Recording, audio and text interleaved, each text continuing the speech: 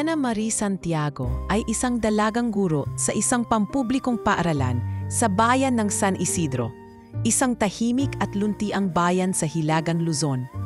Matayog ang mga pangarap niya, ngunit hindi para sa sarili, kundi para sa mga estudyante niyang araw-araw ay kanyang binibigyan ng pag-asa.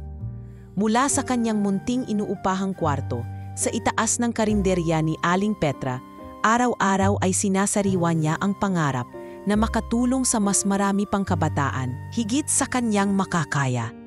Hindi marangya ang kanyang pamumuhay, ngunit payapa. Hanggang sa isang araw, isang grupo mula sa Maynila ang dumating sa kanilang bayan upang magsagawa ng isang outreach program para sa mga batang katutubo. Isa sa mga dumalo ay si Marco Villanueva, anak ng kilalang negosyanteng si Don Roberto Villanueva at Doña Alegra Villanueva. May-ari ng isang malaking real estate at construction empire sa bansa. Maginoo, matangkad at maayos manamit si Marco. Sa unang tingin ay aakalain mong suplado at mahirap lapitan. Ngunit hindi naglaon, nakita ni Elena ang kababaang loob ng lalaki. Habang abala ang iba sa pagpapakuha ng larawan at pag-uutos sa mga volunteer, si Marco ay tahimik na nakaupo sa tabi ng mga bata, binabasahan sila ng kwento. Hindi niya inasahan na sa isang simpleng sulyap ay makukuryente ang kanyang puso. At tila ganoon din ang naramdaman ni Marco. "Ma'am Elena, tama po ba?" Bungad ni Marco habang tinutulungan siyang ayusin ang mga notebooks sa isang mesa. "Opo, kayo po si Sir Marco." Sagot ni Elena, hindi maitago ang bahagyang kaba. Numiti si Marco. "Oo, pero Marco na lang. Hindi ako sanay tawaging Sir. Baka tuluyan na akong tumanda." Napatawa si Elena. Di sige Marco, salamat sa pagtulong ha." Mula sa simpleng palitan ng mga salita, nagsimula ang araw-araw nilang pag-uusap. Natagpuan nila ang mga sarili sa parehong espasyo araw-araw sa loob ng isang linggo ng outreach. Si Elena ay namangha sa kababaang loob ni Marco. Hadong si Marco ay labis na humanga sa katalinuhan at malasakit ni Elena sa mga batang tinuturuan niya. Sa huling araw ng programa, inimbitahan ni Marco si Elena para kumain sa karinderya ni Aling Petra. "Hindi ito 5-star restaurant ha?" Pabirong sabi ni Elena. "Walang problema," tugon ni Marco. "Hindi ko naman hinahanap yung mamahaling pagkain. Gusto ko lang makilala ka pa." Doon nagsimulang lumalim ang kanilang ugnayan. Hindi man uso ang long-distance relationship, araw-araw ay nag-uusap sila sa tawag at chat. Bumisita si Marco kada 2 linggo, kahit pa abala sa trabaho sa Maynila. Hindi rin nagtagal, ipinakilala siya ni Elena sa kanyang mga magulang. Mga magsasaka na bagamat hindi maranya ay masaya at may dangal. Nang minsang dumalaw si Marco sa San Isidro ng mag-isa, doon niya ipinagtapat ang kanyang damdamin.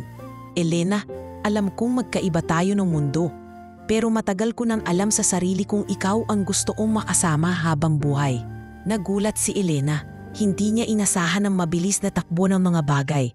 Ngunit dama niya rin ang katapatan ng puso ni Marco. "Marco, mahal kita. Pero handa ka bang ipaglaban to? Sa lahat? Kahit sa pamilya mo?" Tumango si Marco. "Handa ako. Hindi kita papayagang mawala sa akin." Matapos ang ilang buwang pagpaplano, nagpasya silang magpakasal sa simbahan sa San Isidro. Isang simpleng seremonya ang naganap. Walang marangyang gown, walang celebrity guests, ngunit siksik sa damdamin. Naroon ang pamilya ni Elena, ilang kapwa guro, at mga batang estudyante na may hawak na papel na may nakasulat na "Congrats man Elena." Ngunit isang bagay ang kapansin-pansin. Wala ni isa mang miyembro ng pamilya ni Marco ang dumalo. Hindi sila sang-ayon sa relasyon, lalong-lalo na ang inang si Doña Alegra. Sa kabila nito, mas pinili ni Marco na tumira muna kasama si Elena sa San Isidro sa loob ng 1 buwan bago tuluyang pumalik sa Maynila. "Gusto ko munang maranasan ang mundo mo. Ang payak pero payapang buhay," ani Marco habang sila'y magkasamang naglalakad sa bukirin. Naging masaya ang unang buwan ng kanilang buhay may asawa. Laging may halakhakan, makwento at may pangarap. sa mga gabing walang kuryente. Tanging kandila at lampara ang ilaw sa kanilang hapagkainan habang nag-uusap tungkol sa kung anong bahay ang gusto nilang itayo balang araw at kung ilang anak ang nais nila. Ngunit habang pinapanday nila ang pangarap sa malayo, isang pader ang unti-unting itinatayo sa Maynila. Isang pader ng pagtutol, paghamak at pagkamuhi. Sa isang silid sa loob ng isang malaking mansyon, si Doña Alegra ay hindi natutuwa. At bagamat hindi pa nila alam, ang mapayapang simula ng kanilang pag-iibigan ay magbubukas sa isang pinto ng mga pagsubok na hindi nila kailanmang inasahan. Ang simula ng isang pangarap ay unti-unti nang nilalambungan ng mga ulap ng pagdududa at galit. Ngunit sa oras na iyon, si Elena ay kontento. Pagmamahal lamang ni Marco ang kanyang kailangan at handa siyang ipaglaban ito. Gaano man kahirap ang susunod na kabanata. Matapos ang isang buwang pamamalagi sa San Isidro, napagdesisyonan ni Marco at Elena na lumipat na sa Maynila. Doon kasi nakabase ang kabuhayan at negosyo ng pamilya ni Marco. Ayaw man ni Elena, nais niyang subukang tanggapin ang bagong mundong bahagi na ng kanyang buhay. Sa unang araw nila sa Maynila, sinalubong sila ng matayog na gate ng mansyon ng mga Villanueva. Parang kastilyo sa isang makabagong kaharian. May mga fountain, mga mamahaling sasakyan, at mga kasambahay na sunod-sunuran. Hindi ito ang mundo ni Elena, ngunit pinilit niyang ngumiti. "Handa ka na ba?" tanong ni Marco habang hawak ang kamay niya. "Hindi ko alam," mahina niyang sagot. "Pero basta't kasama kita, kakayanin ko." Bumukas ang pinto ng mansyon. Sa gitna ng marangyang receiving area, nakaabang si Doña Alegra.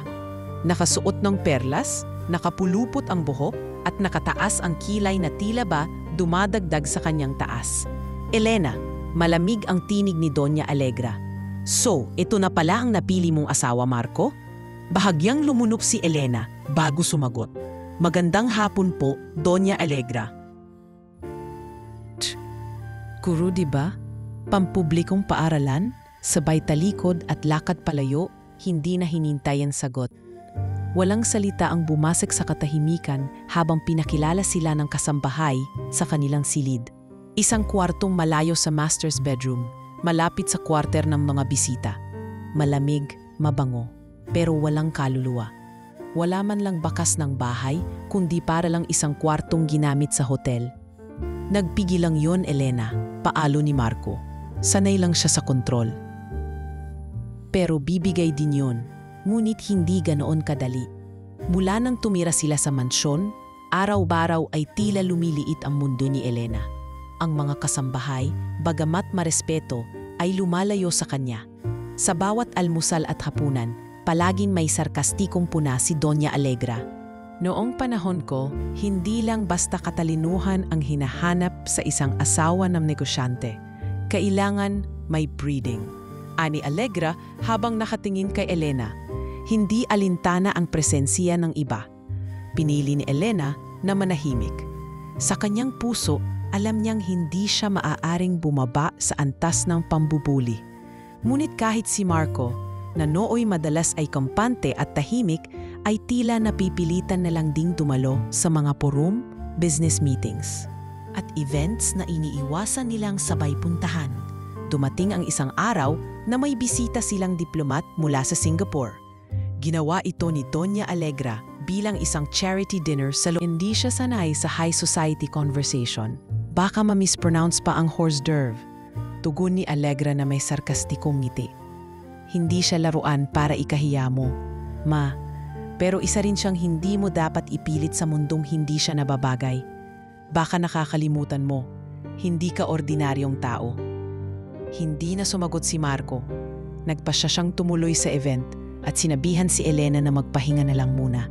"Okay lang ako, Marco," malungkot na tugon ni Elena. "Sanay naman akong wala sa eksena." Pagkagising ng sumunod na araw, isang mas malupit na senaryo ang bumungad. Ang bank account na ginagamit ni Elena para sa kanyang personal na gastusin ay biglang na-freeze. Sinubukan niyang bumili ng grocery ngunit tinanggihan ang kanyang card.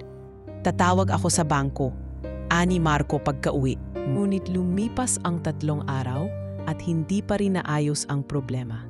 Maya-maya pumasok sa kwarto si Allegra na may hawak na sobre. Pera ito halagang sapat para makabalik ka na sa San Isidro. Bumalik ka sa kung saan ka nababagay. Nakatitig lang si Elena sa sobre, hindi ipo kinuha.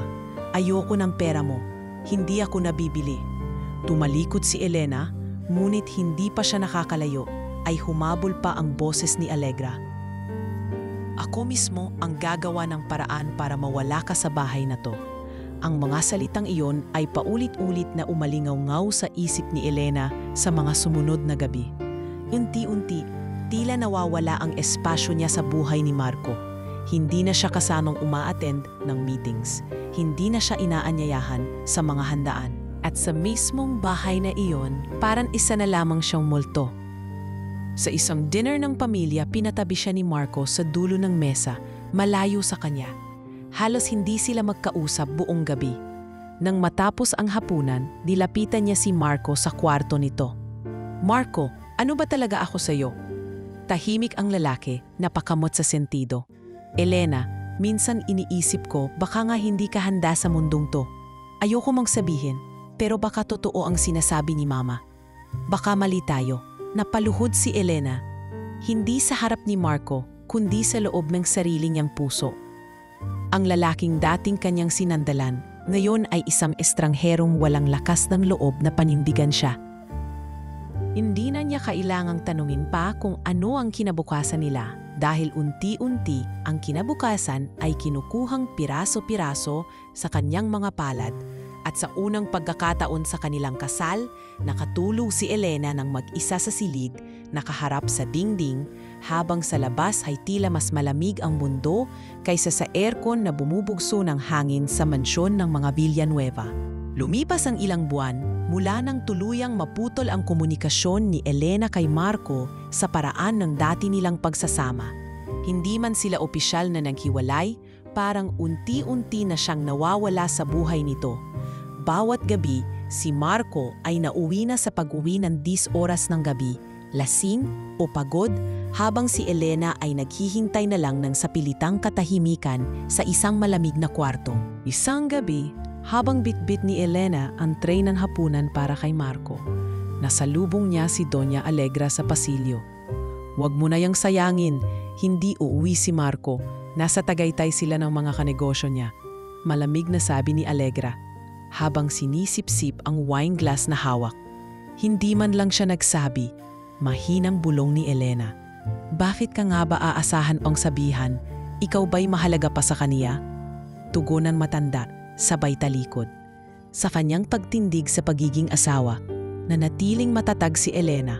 Araw-araw, inalagaan pa rin niya ang bahay, kahit pa hindi ito kinikilala bilang tahanan niya. Ang mga kasambahay ay hindi na rin makatingin sa kanya ng diretso sa mata. Si Elena ay naging anino sa sariling buhay, ngunit mas masakit ang pakiramdam ng pagiging isa ng bisita sa sariling kasal. Minsang bumalik si Marco mula sa 3 araw na pagliban. Tinangka ni Elena na makipag-usap.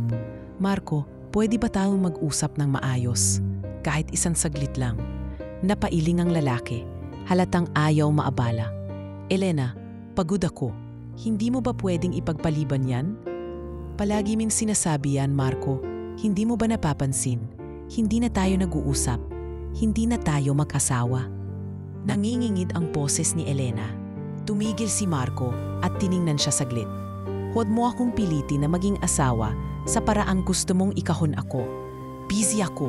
Marami akong kailangang asikasuhin. Hindi mo tumundo, Elena. Hindi mo rin tulaban." Parang basang kahoy ang mga salitang iyon. Tumagos hanggang sa kaibuturan ng puso ni Elena. Hindi siya sumagot. Basta na lang siyang naglakad pabalik sa kanilang silid, habang ang hapunan sa tray ay nanlawig na lamang sa lamesa. Makalipas ang ilang linggo, isang hapon ay tinawag siya ni Allegra sa silid-aklatan ng mansyon. Sa pintuan pa lang, dama na ni Elena ang malamig na tensyon. Sa loob ng silid ay naroroon si Marco, tahimik na nakaupo, at ilang abogado ng pamilya. "Elena," panimula ni Allegra, "nais naming ipaalam na hindi ka na pinatayagang gumamit ng shared account ni Marco. At kung maaari, lumipat ka na rin sa silid sa servants' quarters. May panauhing darating mula sa abroad. Panauhin? Nagulat si Elena. Iyon ang silid namin? Sumingit si Marco. Panandalian lang, Elena. Masyado ka namang emosyonal. Emosyonal? Pulalas ni Elena. Wala na nga kayong pakialam sa akin, pati ba silid ko, kukunin niyo na.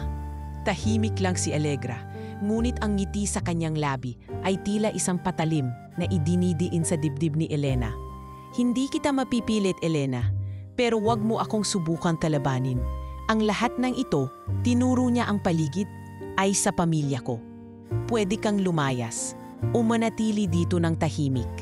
Sa gabing iyon, walang patid ang luha ni Elena. At sa mga sumunod na araw, tuluyan na siyang nawalan ng kontrol sa kanyang pagtatao.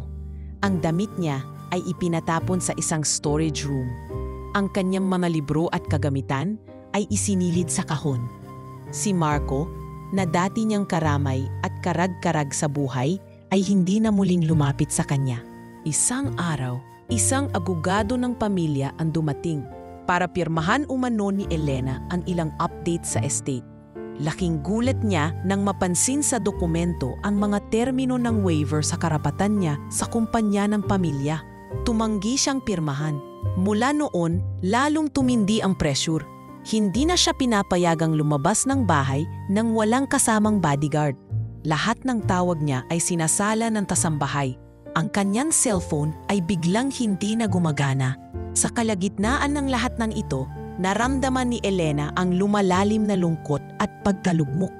Minsang gabi, habang siya'y nakaupo sa may bintana, kinausap siya ni Margarita, isang matandang kasambahay.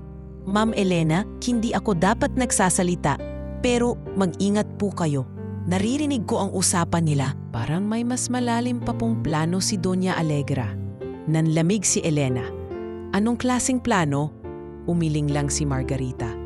Hindi ko po alam ang buong detalye, pero parang gusto po kayong paalisin sa paraang hindi niyo na magagawang bumalik. Hindi niya ito agad pinaniwalaan, ngunit sa sumunod na araw, pagkagising niya, may iniabot sa kanyang dokumento si Allegra. May pirma ni Marco at tila medical referral ito. Baka raw may depressive tendencies ka, ani Allegra. Baka raw hindi mo na rin alam ang tama sa mali. Kaya mas mabuti sigurong masuri ka muna ng eksperto. Huwag niyo akong ginagawang baliw. Umiiyak na sigaw ni Elena. Pero kahit ano pang sigaw niya, kahit anong paliwanag, tila isa na lang siyang boses na tinakpan ng salapi, kapangyarihan at kasinungalingan. Sa huling gabi bago siya sa pilitang dalhin sa psychiatric facility, huling pagkakataon na siyang lumapit kay Marco. Marco, asawa mo ako. Hindi ako baliw. Hindi mo ba ako kayang ipagtanggol kahit isang beses lang? Hindi siya tiningnan ni Marco. Tumalikod ito sabay sabing, hindi ko alam kung sino ka na, Elena. At sa gabing iyon, habang ang mga mata ni Elena ay puno ng luha at ang puso ay wasak na wasak, wala siyang kaalam-alam na ang lalim ng kanyang pagkakabaon ay magiging dahilan ng kanyang hindi inaakalang muling pag-angat. Ngunit bago iyon, kailangan muna niyang danasin ang pinakamadilim na bahagi ng kanyang buhay, ang pagiging isang bilanggo sa kanyang sariling katinuan. Kahit lugmok na si Elena sa piling ni Marco at ng kanyang pamilya, may liwanag na hindi niya inaasahan. Isang umaga, matapos ang halos isang linggong pagsusuka at pagkahilo, napagpasyahan niyang magpa-check up sa isang maliit na klinika sa tabi ng simbahan. Tanging lugar na kaya niyang puntahan nang hindi sinusundan ng kasambahay o driver na utusan ni Doña Allegra. Doon niya unang narinig ang balita na nagpabago ng tibok ng kanyang puso. Congratulations po, ma'am, ani ng doktor. Positive po kayo sa pregnancy test, mga 6 weeks na siguro. Parang biglang naging maliwanag ang silid. Matagal nang hindi siya napangiti ng ganon. Sa gitna ng lahat ng pasakit at kawalan seguridad sa kanyang buhay may asawa, ang batang ito ang nagsilbing hibla ng pag-asa. Sa kanyang pag-uwi, pinili ni Elena na wag muna itong sabihin kay Marco. Gusto niyang maging sigurado muna. Gusto niyang mag-isip. Alam niyang hindi magiging madali ito, lalo na't si Allegra ay patuloy na gumagawa ng hakbang upang maalis siya sa eksena. Ngunit sa puso niya Alam niyang ang batang dinadala niya ang magiging dahilan upang manumbalik ang atensyon at marahil pagmamahal ng kanyang asawa. Ilang araw siyang nag-isip kung paano sasabihin ito kay Marco. Ngunit hindi naging madali ang pagpili ng tamang oras. Laging wala si Marco. Kapag nasa bahay naman ito, tila walang gana makipag-usap. At si Allegra, palagi na lang may masamang tingin at sarkastikong puna. Kumakain ka na ba ng tama? Baka pati yan, problemahin pa ng anak ko. Ani Allegra habang tinuturo ang platong halos di niya nagalaw. Salamat po sa concern, sagot ni Elena, pilit pinapanatili ang respeto. Inaayos ko na rin po ang diet ko, para sa kalusugan ng katawan ko. Halos masabi na niya. Ngunit pinigilan niya ang sarili. Hindi pa rito ang tamang oras. At lalo na't nararamdaman niyang may kakaibang ikinikilos si Doña Allegra sa mga nakaraang araw. Isang gabi habang pauwi si Marco mula sa isang biyahe sa Cebu, sinubukan niyang muling makipag-usap. Marco, mahinahong sabi ni Elena habang nasa hallway. May kailangan akong sabihin. Napalingon ang lalaki, ngunit walang ngiti sa mukha. Kung tungkol na naman yan sa away niyo ni Mama, pwede ba? Hindi ko na kayang pakinggan. Hindi yon. May iba. Bukas na lang. May tinatapos pa akong report. At tulad ng dati, lumampas na naman ang pagkakataon. Ilang linggo pa ang lumipas. Unti-unti na siyang nakaramdam ng pagkahapo, pagkahilo at pananakit ng katawan. Ngunit dahil sa takot at hiya, hindi niya magawang sabihin kahit kanino. Wala rin siyang ibang malapitan. Wala na siyang sariling pera. Wala siyang cellphone. At tila isa na lang siyang multo sa mansyon. Hanggang isang araw, habang nasa kusina siya at nililinis ang mansanas na kanyang tanging kinain buong araw, bigla na lang siyang nahilo. Napaupo siya sa sahig at hindi makagalaw. Duguan ang palad niya nang makita niyang may umagos mula sa pagitan ng kanyang hita. Ma'am Elena, sigaw ng isa sa mga kasambahay, si Margarita, na agad lumapit at sumigaw para humingi ng saklolo. Pagdating sa ospital, wala si Marco. Si Allegra ang dumating. Galit ang mukha, ngunit walang bakas ng pag-aalala. Buntis ka pala? Tanong ng matanda habang nakatayo sa tabi ng kama. At bakit hindi mo sinabi? Naghahanap lang ako ng tamang pagkakataon, sagot ni Elena, nang hihina sa sakit. Napakasamang plano mo. Aakalain ng tao na ginagamit mo ang bata para makuha muli ang simpatiya ni Marco. Baka pati negosyo namin, masira pa. Mahal ko ang anak ko, gusto ko lang maging ina. Hindi ka nababagay maging ina, Elena, at hindi ka rin nababagay sa pamilyang to. Kinabukasan, habang nakaratay pa rin si Elena, dumating ang doktor at nag-abot ng ulat, spontaneous abortion, nalaglag ang bata. Hindi alam ni Elena kung saan siya kukuha ng lakas. Para bang sabay na nawala sa kanya ang lahat. Pag-asa, dignidad at kinabukasan. Pagbalik niya sa mansyon matapos ang 2 araw, walang bumati sa kanya, walang kumustang kasambahay, walang bulaklak, walang bisita, at higit sa lahat, walang Marco. Gabi-gabi, habang nakahiga siya sa malamig na kama, hinahaplos niya ang tiyan na dati ay pinaglagyan ng pag-asa. Isang patak ng luha, tapos sumunod pa ang isa. Hanggang naging ulan na ang kanyang mga iyak. Anak, patawad, bulong niya. Hindi kita nailigtas, pero sana sa pagkawala mo matutunan kong iligtas naman ang sarili ko. Nagsimula na rin siyang magduda. Lahat ba ng ito ang kawalang interes ni Marco? Ang kontrol ni Allegra? Ang pressure sa bahay? Lahat ba ito ay sinadya upang pasukin siya ng takot, manghina at sa huli ay bumigay? Hindi pa man siya tuluyang nakakaahon sa pagkawala ng kanyang anak. Isang bagong yugto ng pighati ang naghihintay. Hindi niya alam na sa mga susunod na araw, ang mundo ay higit pang magdidilim. Ngunit ang mga pangyayaring ito na unti-unting wawasak sa kanyang pagkatao ay siyang magiging pundasyon ng isang mas matatag at mas matapang na Elena sa hinaharap. At sa kaibuturan ng kanyang puso, isang panibagong binhi ang lihim na tumubo. Hindi ng pag-asa, kundi ng galit. Galit na hindi na kayang pagtakpan ng pag-intindi, ng pag-ibig o ng katahimikan. Galit na isang araw ay hindi man sisigaw ay magbubunyi sa tamang panahon sa sarili niyang paraan. Pagkalipas ng ilang linggo mula nang mailibing ang munting pag-asa sa sinapupunan ni Elena, tila nagbago na rin ang anyo ng mundo sa kanyang paligid. Kung dati malamig lang ang trato sa kanya, ngayon ay hayaga na ang pangmamaliit, sa bahay man o sa labas nito. Isang araw, habang nag-aalmusal si Elena mag-isa sa garden, lumapit ang kasambahay at iniabot ang isang puting sobre. Para po sa inyo, ma'am, galing kay Ma'am Allegra. Binuksan niya iyon. Isa pala itong imbitasyon. Charity Ball.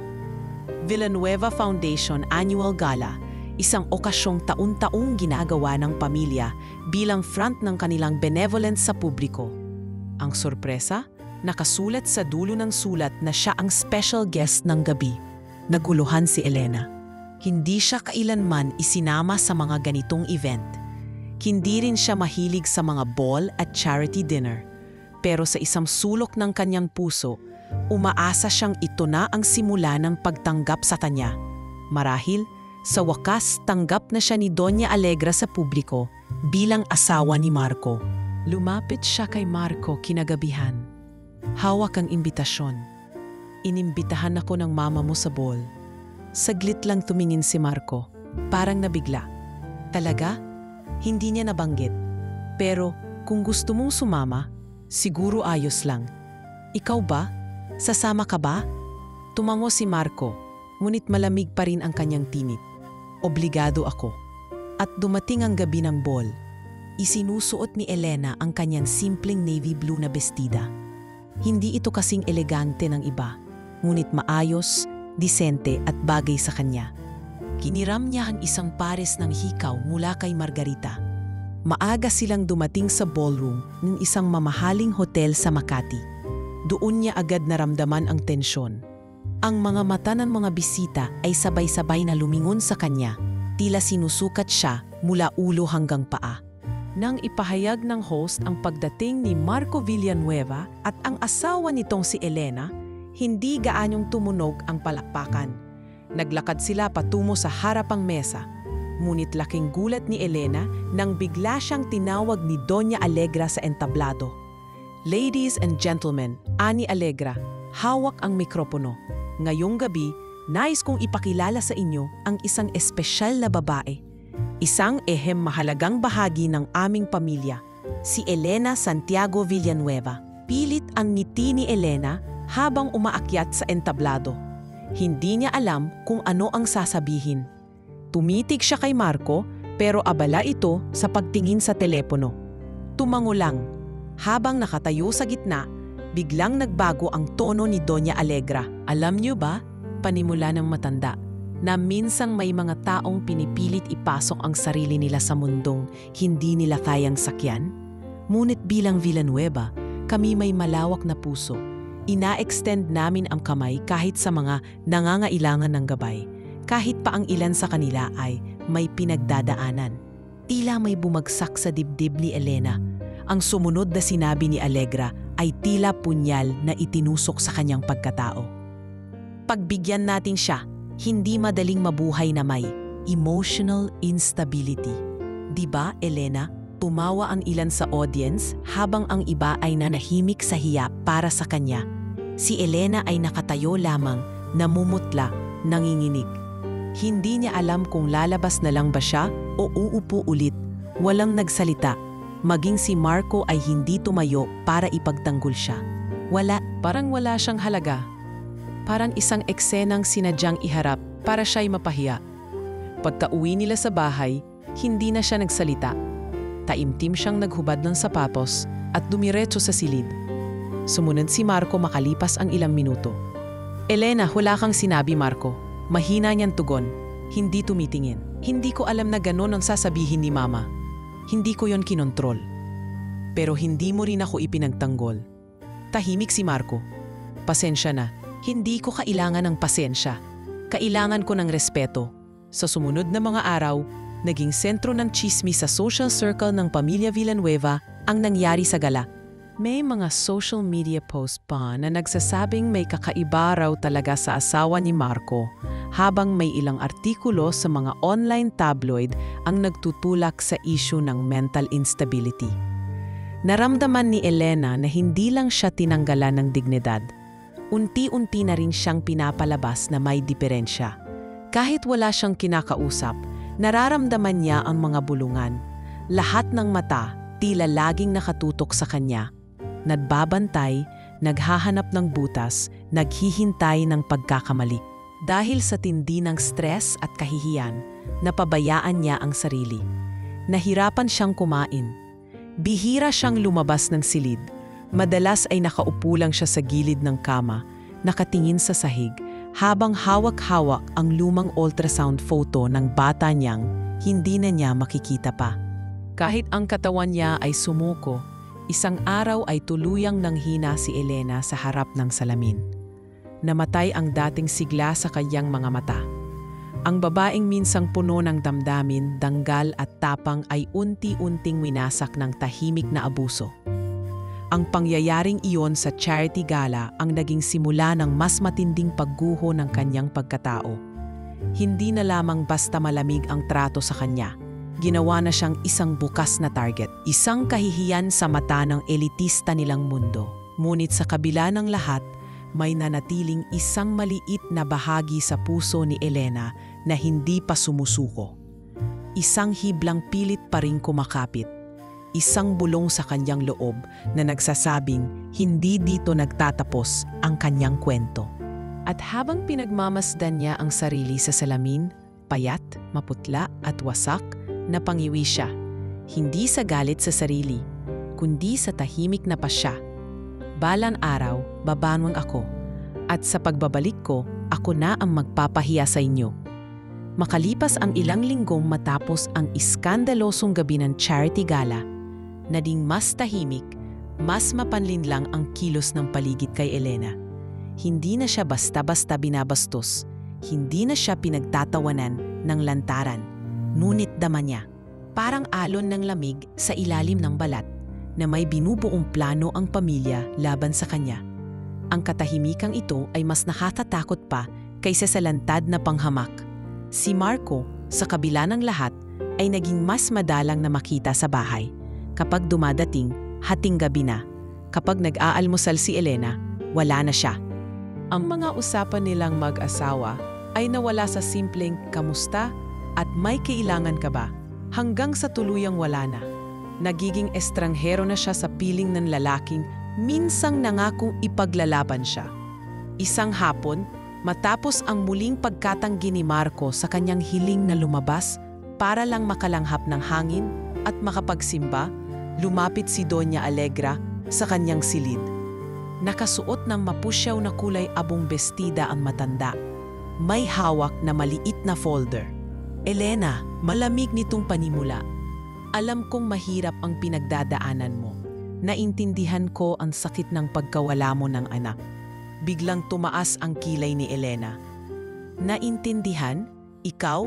Ang babaeng ginawa akong tampulan ng kahihiyan sa harap ng daan-daang tao? Ang babaeng halos ikandado ang bahay para lang hindi ako makalabas? Ngumiti si Doña Alegra, hindi nababahala sa akusasyon. Hindi mo naiintindihan, Hija. Lahat ng ito ay ginagawa ko para sa pamilya. Para kay Marco. Hindi siya bagay sa kagaya mo. Napailing si Elena. Kaya mo ba ako pinahiya sa gala? Para lang bumigay ako? Para tuluyan akong umalis? Kung gusto mo talagang umalis, Elena, may mas madali namang paraan. Iniabot ni Doña Alegra ang folder. Nakaayos na ang annulment papers. Ang kailangan na lang ay pirma mo. Binuksan ni Elena ang folder. May pirma na ni Marco. Legal documents, medical assessments, mga testimonya mula sa mga nakakakita ng kakaibang pag-uugali niya sa bahay. Mental instability, delusional tendencies, basang-basa ang tono ni Elena. Ginagawa niyo akong baliw sa papel. Pero sa totoo, kayo ang gustong baliwin ako. Lumapit si Doña Alegra, yumuko ng kaunti at bumulong. Hindi ka kailanman naging asawa sa mata ng pamilyang ito. Isa kang bahid sa reputasyon namin. Ang tanong lang, ay aalis ka ba ng marangal o ilalabas ka naming nawawala sa sarili? Lumipas ang ilang araw. Halos hindi makakain si Elena. Nawalan na siya ng ganang lumaban. Pakiramdam niya, tuluyan na siyang nawala sa sarili niyang katawan. Laging pagod, laging nag-iisa, laging tinitiis ang malamig na paningin ng mga tao sa paligid. Isang gabi, habang siya'y nakatulala sa may bintana ng kanyang silid, muling pumasok si Marco. Elena, mahina ang tinig nito. Kailangan nating mag-usap. Humarap si Elena. Matagal ko nang hinihintay yan. Napayuko si Marco. Ayokong umabot sa ganito. Pero hindi na ako masaya. Hindi na ito gumagana.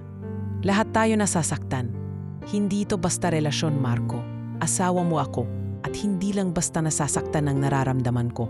Pinapatay niyo ako araw-araw. Mas gugustuhin ko pang makita kang lumaya kaysa patuloy na matali sa ganitong setup. Ani Marco. Gusto ko sanang panindigan. Pero mas pinili mong sumunod sa ina mo. Tuloy ni Elena. Mas pinili mong paniwalaan na may diferensya ako. At ngayon, gusto mo akong tanggalin sa kwento ng buhay mo. Tahimik si Marco. Ibinaba niya ang mga mata. Tila wala siyang lakas o tapang para manindigan. At sa katahimikang iyon, nadurog ang huling hibla ng pag-asa ni Elena sa kanilang pagsasama. Kinabukasan, isang van ang naghihintay sa harap ng mansyon. Isang doktor, 2 nurse at isang security personnel. Pinuntahan siya sa kwarto. Sinabihan siyang kailangan niyang sumama para sa pagsusuri. Ayokong sumama.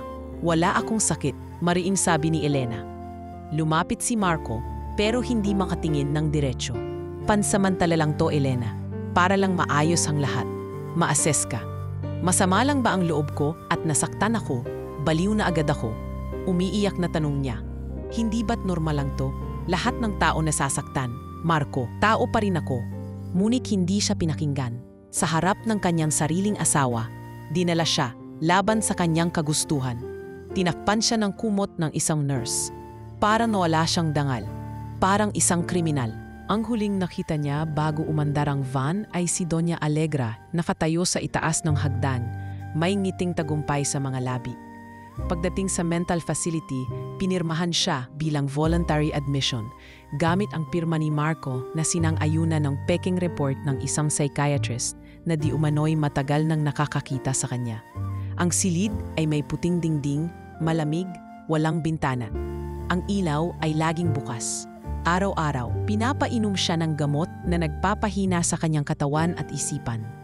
Pilit na binibigyan ng therapy na parang wala siyang matinong pag-iisip.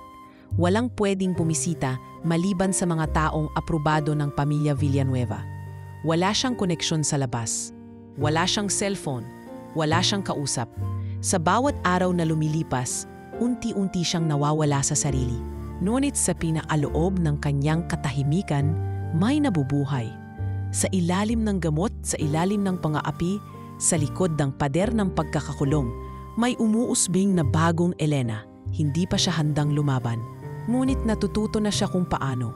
Isang araw, habang nakaupo siya sa sulok ng therapy room, may lumapit na babaeng nurse. Ano po ang pangalan ninyo, ma'am? Magiliw ang boses. Elena. Mahina niyang sagot. Elena Santiago. Mumiti ang nurse. Ako si Delia, bago lang ako rito. Pero huwag kang mag-alala. Nakikita ko kung sino talaga ang baliw at kung sino ang pinagbaliw lang ng mundo. Sa unang pagkakataon sa mahabang panahon, may kumislap sa mata ni Elena. Hindi pa tapos ang laban. Hindi pa ito ang dulo. Sapagkat sa impyerno ng kasinungalingan, magsisimula ang apoy ng katotohanan. Ang unang linggo ni Elena sa loob ng mental facility ay tila isang matagal na bangumot na paulit-ulit, walang tigil, walang pagpapahina. Araw-araw ay parehong tanom, parehong gamot, parehong katahimikan. Para siyang nawala ng pangalan. Isa na lamang siyang pasyente 713, ayon sa tag sa pulserang pilit isinusuot sa kanya. Ang silid ay walang relo, walang bintana at walang kalendaryo. Tanging ang tunog ng sapatos ng mga nurse at ang pagtunog ng bell para sa kainan ang nagbibigay ng senyas na lumilipas ang oras. Tuwing umaga, may dumarating na doktor na wala namang pakialam kundi ang mag-monitor ng progreso, base sa mga papel na galing sa pamilya Villanueva.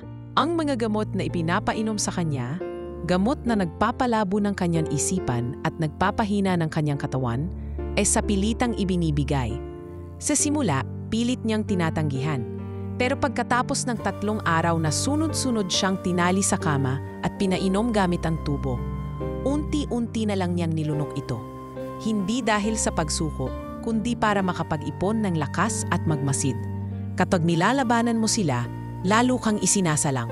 Bulong ng isang babaeng kasabay niyang pasyente, si Maria, na tila hindi na alam kung anong araw na ngayon. Pero kapag tahimik ka, napapansin mo ang butas sa sistema. Napaisip si Elena. Ang mga mata niya ay laging dilat, laging nagmamasid. Hindi siya baliw, ngunit pilit siyang ginagawang isang araw. Habang inaasikaso siya ng isang bagong nurse, napansin niyang hindi nito katulad ng iba. Tahimik lang itong gumagalaw, ngunit mas mahinahon. Hindi marahas at may tingin sa mata na hindi mapanghusga. "Ma'am Elena, inom na po tayo ng gamot." Magiliw ang tinig ng nurse. Pakiusap, mahina niyang tugon. "Huwag mo akong tawaging pasyente. Elena ang pangalan ko." Ngumiti ang nurse at tumango. "Ako nga pala si Delia." Mula noon, si Nurse Delia ang naging tangi niyang pahinga sa isang mundong puno ng pader. Tahimik lamang si Delia tuwing nasa paligid ng ibang staff. Ngunit kapag silang dalawa na lang, bahagyang lumuluwag ang kanyang bibig. "Nabasa ko ang chart mo," sabi ni Delia isang gabi habang naglilinis ng sugat sa braso ni Elena. "Walang sapat na batayan ang paglalagay sa iyo rito. Puro subjective observations. Lahat galing sa pamilya ng asawa mo." "Alam ko," sagot ni Elena, nakatitig sa kisame. "Ginawa nila to para matanggal ako sa landas, para hindi na ako makabalik sa buhay na kinuha nila sa akin." Mula sa araw na iyon, lihim na nagtulungan sina Elena at Delia. Ipinapasa ni Delia sa kanya ang mga bahagi ng kanyang medical na file, konti-konti, para hindi mahalata. Kapag may pagkakataon, inilalagay ito ni Elena sa ilalim ng kutson ng kama niya. Sa gabi, binabasa niya ito habang nakatalukbong ng kumit, gamit ang maliit na flashlight na ibinigay din ni Delia. Habang lumalalim ang gabi ng kanyang mga araw sa pasilidad, unti-unti ring bumabalik ang sigla ng kanyang isipan. Hindi na siya basta nagmumukmok. Sinimulan niyang obserbahan ang bawat kilos ng mga doktor at nurse. Nilistan niya sa isip kung sino ang mahilig magbigay ng sobra sa dosage, sino ang basta na lang nagpapapirma ng forms nang hindi binabasa. Lahat ito ay iniimbak niya, isang mental file ng mga butas na maaaring gamitin balang araw. Kapag dumadalaw si Doña Alegra, pilit na pinapakilos si Elena ng doktor upang magmukhang nagpapakatino sa tulong ng therapy. Ngunit kapag silang dalawa na lang sa kwarto ng posita, walang halong lambing o awa ang mga salitang binibitawan ni Alegra. "Kumusta ang bagong mundo mo, Elena?" Panunuya ng matanda habang nilalapag ang isang basket ng prutas sa mesa, hindi man lang tinitingnan ang kanyang mukha. "Huwag kang mag-alala, ligtas ka dito. Walang makakapinsala sa'yo, maliban sa sarili mo." "Bakit yun ang ginagawa?" tanong ni Elena, marahang ngunit puno ng puot. "Dahil hindi ka dapat naging bahagi ng pamilya namin. Dahil ginulo mo ang buhay ni Marco. At ngayon, kinokontrol ko na ulit ang direksyon ng buhay niya at ng negosyo naming hindi mo kailanman naintindihan." At tulad ng dati, aalis si Doña Alegra na parang dumaan lang upang tiyaking nananatili siyang sira, nakapirmi at walang boses. Ngunit hindi siya alam ni Alegra, hindi alam ng mga doktor, hindi alam ni Marco. Sa loob ng 1 taon, sa ilalim ng walang panahong kisame ng pasilidad, si Elena ay muling nabubuo. Sa bawat gamot na tinaanggap niya, iniipon niya ang katotohanan. Sa bawat oras ng pananahimik, binubuo niya ang plano. At sa bawat bulong ni Delia na malapit na Elena, humihinga siya ng mas malalim. Dahil sa pasilidad na ginawa upang patahimikin siya, natutunan niyang magsalita ng mas malakas, hindi sa sigaw kundi sa paghahanda. Dahil sa lugar na ginawa upang sirain siya, natutunan niyang buuin muli ang kanyang sarili, hindi sa paglimot, kundi sa matinding pag-alala. at sa gabi ng kanyang unang anibersaryo sa loob ng silid na iyon. Habang ang iba ay tahimik na natutulog sa ilalim ng ilaw fluorescent, may lihim na binulong si Elena sa sarili. Isang araw maririnig niyo ang tinig ng babaeng pinagkatawanan ninyo, at sa araw na yon, ako na ang tatawa. Umabot na si Elena sa halos 2 taon sa loob ng mental facility. Sa labas, walang nakakaalam kung nasaan siya. Sa loob, isa na lang siyang long-term patient na bihirang kausapin ng kahit sinong doktor maliban kay Nurse Delia. Kung hindi dahil sa nurse na iyon, baka tuluyan na siyang nawala sa sariling alaala. Ngunit dumating ang isang umaga, may bagong dalaw. Hindi si Allegra, kundi isang lalaki mula sa legal team ng pamilya Villanueva. May hawak itong folder na puno ng dokumento.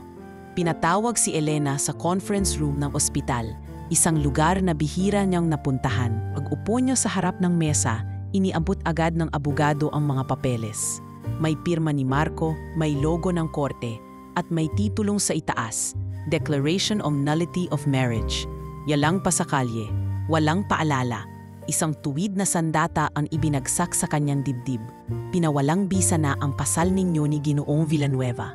Ang basehan ay psychological incapacity, ani ng abogado. Walang emosyon sa mukha. Tahimik lang si Elena. Tila hindi niya agad maintindihan.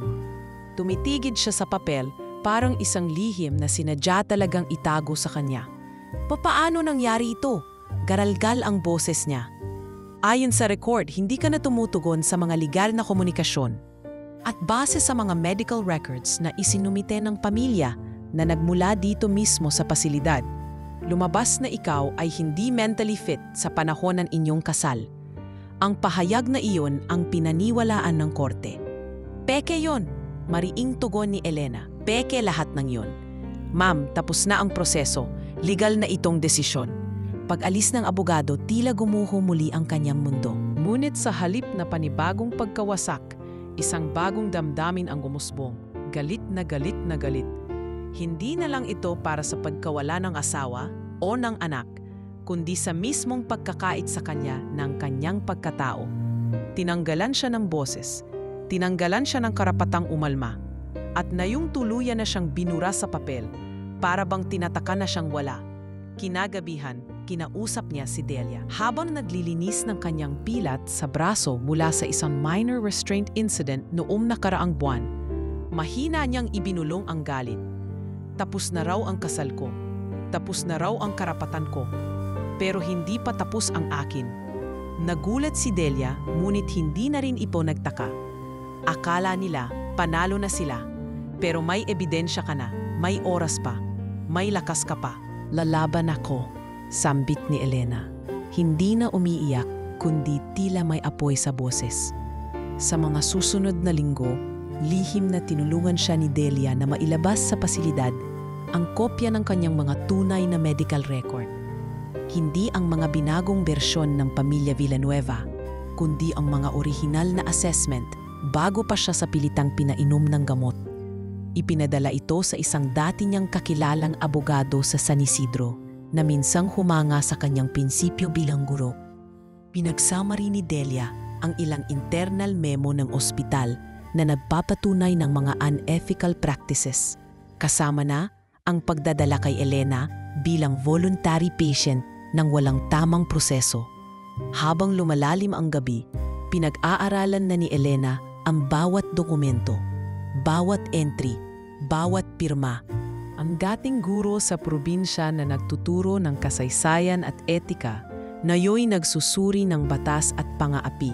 Hindi siya abogado, ngunit malinaw sa kanyang puso kung alin ang tama sa mali. At iyon ang panuntunan ng kanyang kilos. Sa 2nd taon niya sa loob ng pasilidad, naganap ang inaakala ng maraming imposibleng yugto. Nakalaya si Elena. Hindi iyon dahil pinayagan siya ng pamilya Villanueva, kundi dahil sa isinampang reklamo ng abogado mula San Isidro. Sinamahan ng sapat na dokumento at ebidensya mula kay Nurse Delia.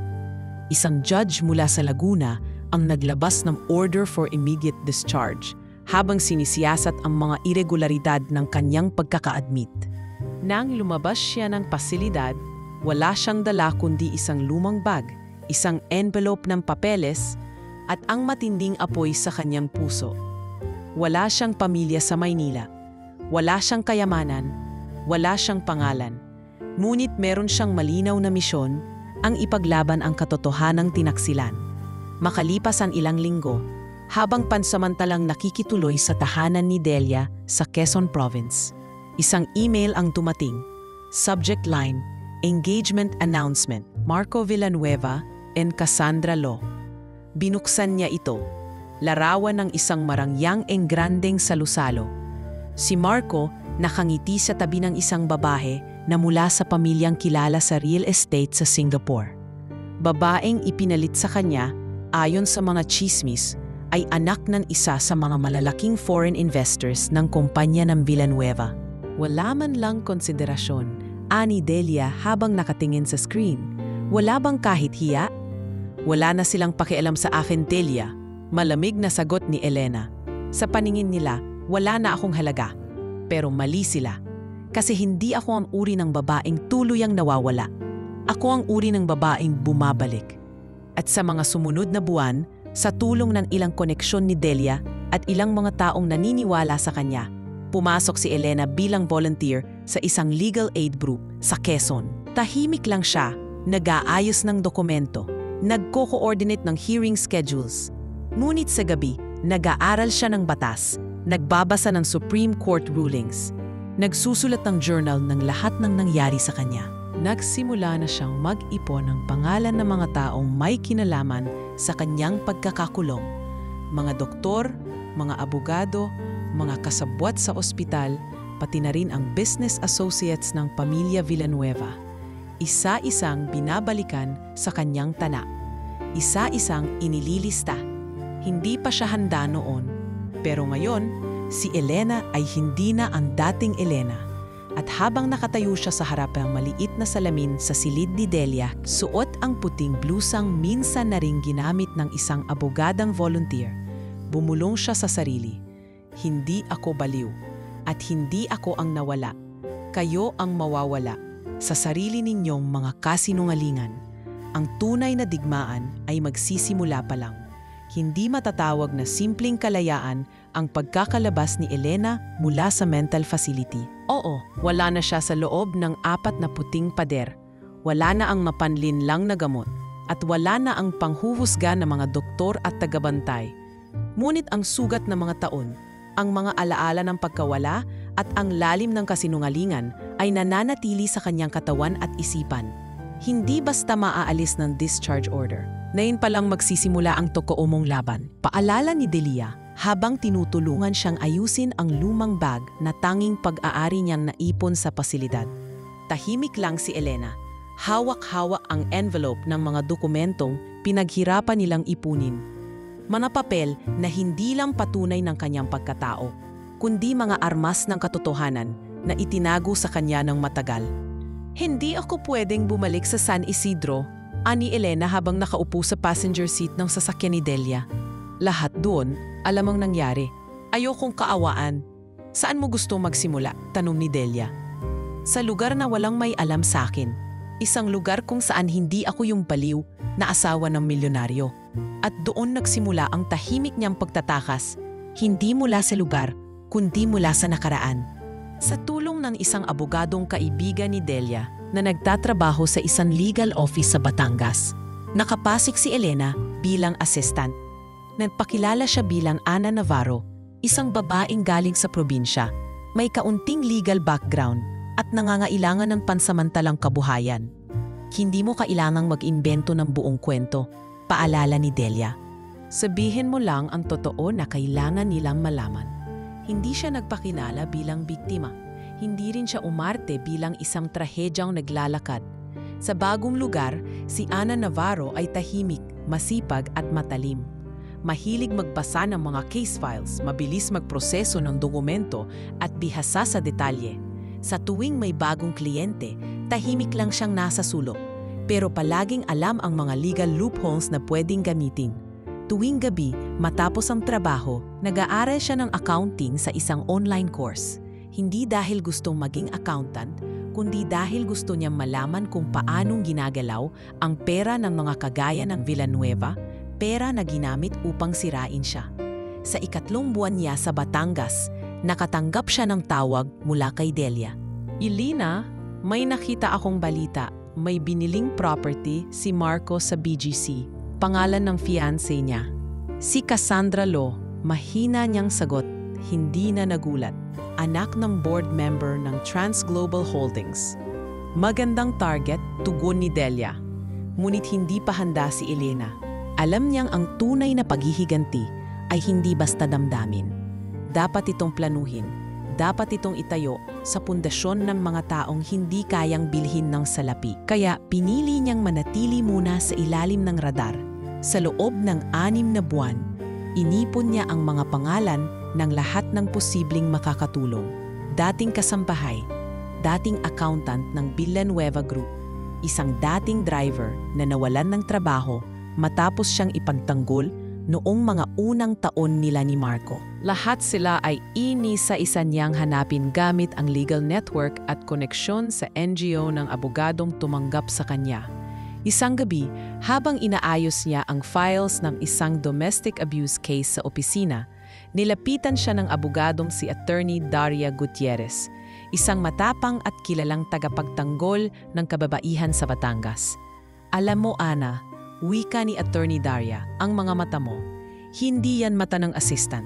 Yan ay mata ng babaeng nasaktan ng husto pero hindi bumigay. Baka sanay lang ako sa pagbabasa ng mata ng mga kliyente," tangkang iwas ni Elena.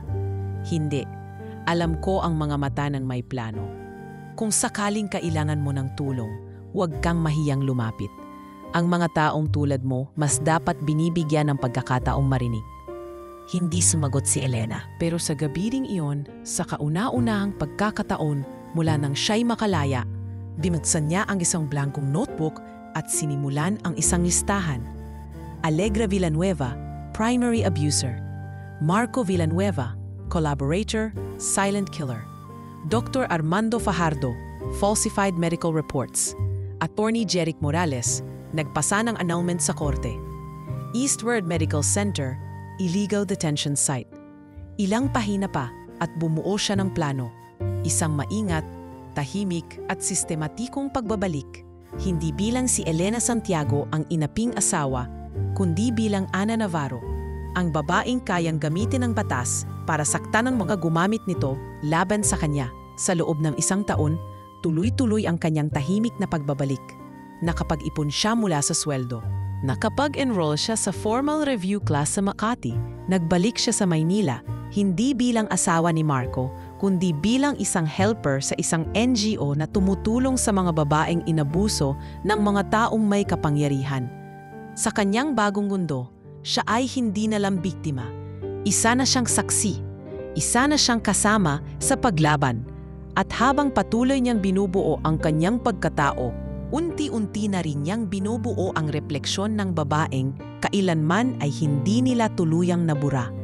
Isang gabi, habang nakatayo sa veranda ng lumang apartment na inuupahan niya sa Pasig, tinanong siya ng kasamang volunteer, "Kung darating ang araw na magkita kayo ng mga gumawa sa iyo ng ganyan, ano ang gagawin mo?" Tumingala siya sa langit, tahimik ang hangin at may bakas na ngiti sa kanyang labi. "Hindi ko na sila kailangan saktan. Ang totoo, babagsak din sila sa bigat ng sarili nilang kasinungalingan. Ako, babangon ako sa taas ng katotohanang pinagtaksilan nila." At sa pusod ng gabi, si Elena, na ngayoy si Ana Navarro, ay muling tumahak sa isang panibagong daan. Hindi na siya tumatakbo. Ngayon, siya na ang naglalakad ng diretsyong nakaharap sa direksyon ng hustisya. Tahimik pa rin, mapagmasid, ngunit bawat hakbang mas tiyak, mas buo. Mas mapanganib para sa mga dating humapak sa kanya. Mabilis ang takbo ng mga araw sa buhay ni Elena bilang si Ana Navarro. Hindi siya sikat, hindi siya mayaman, pero sa bawat hakbang ay may direksyon.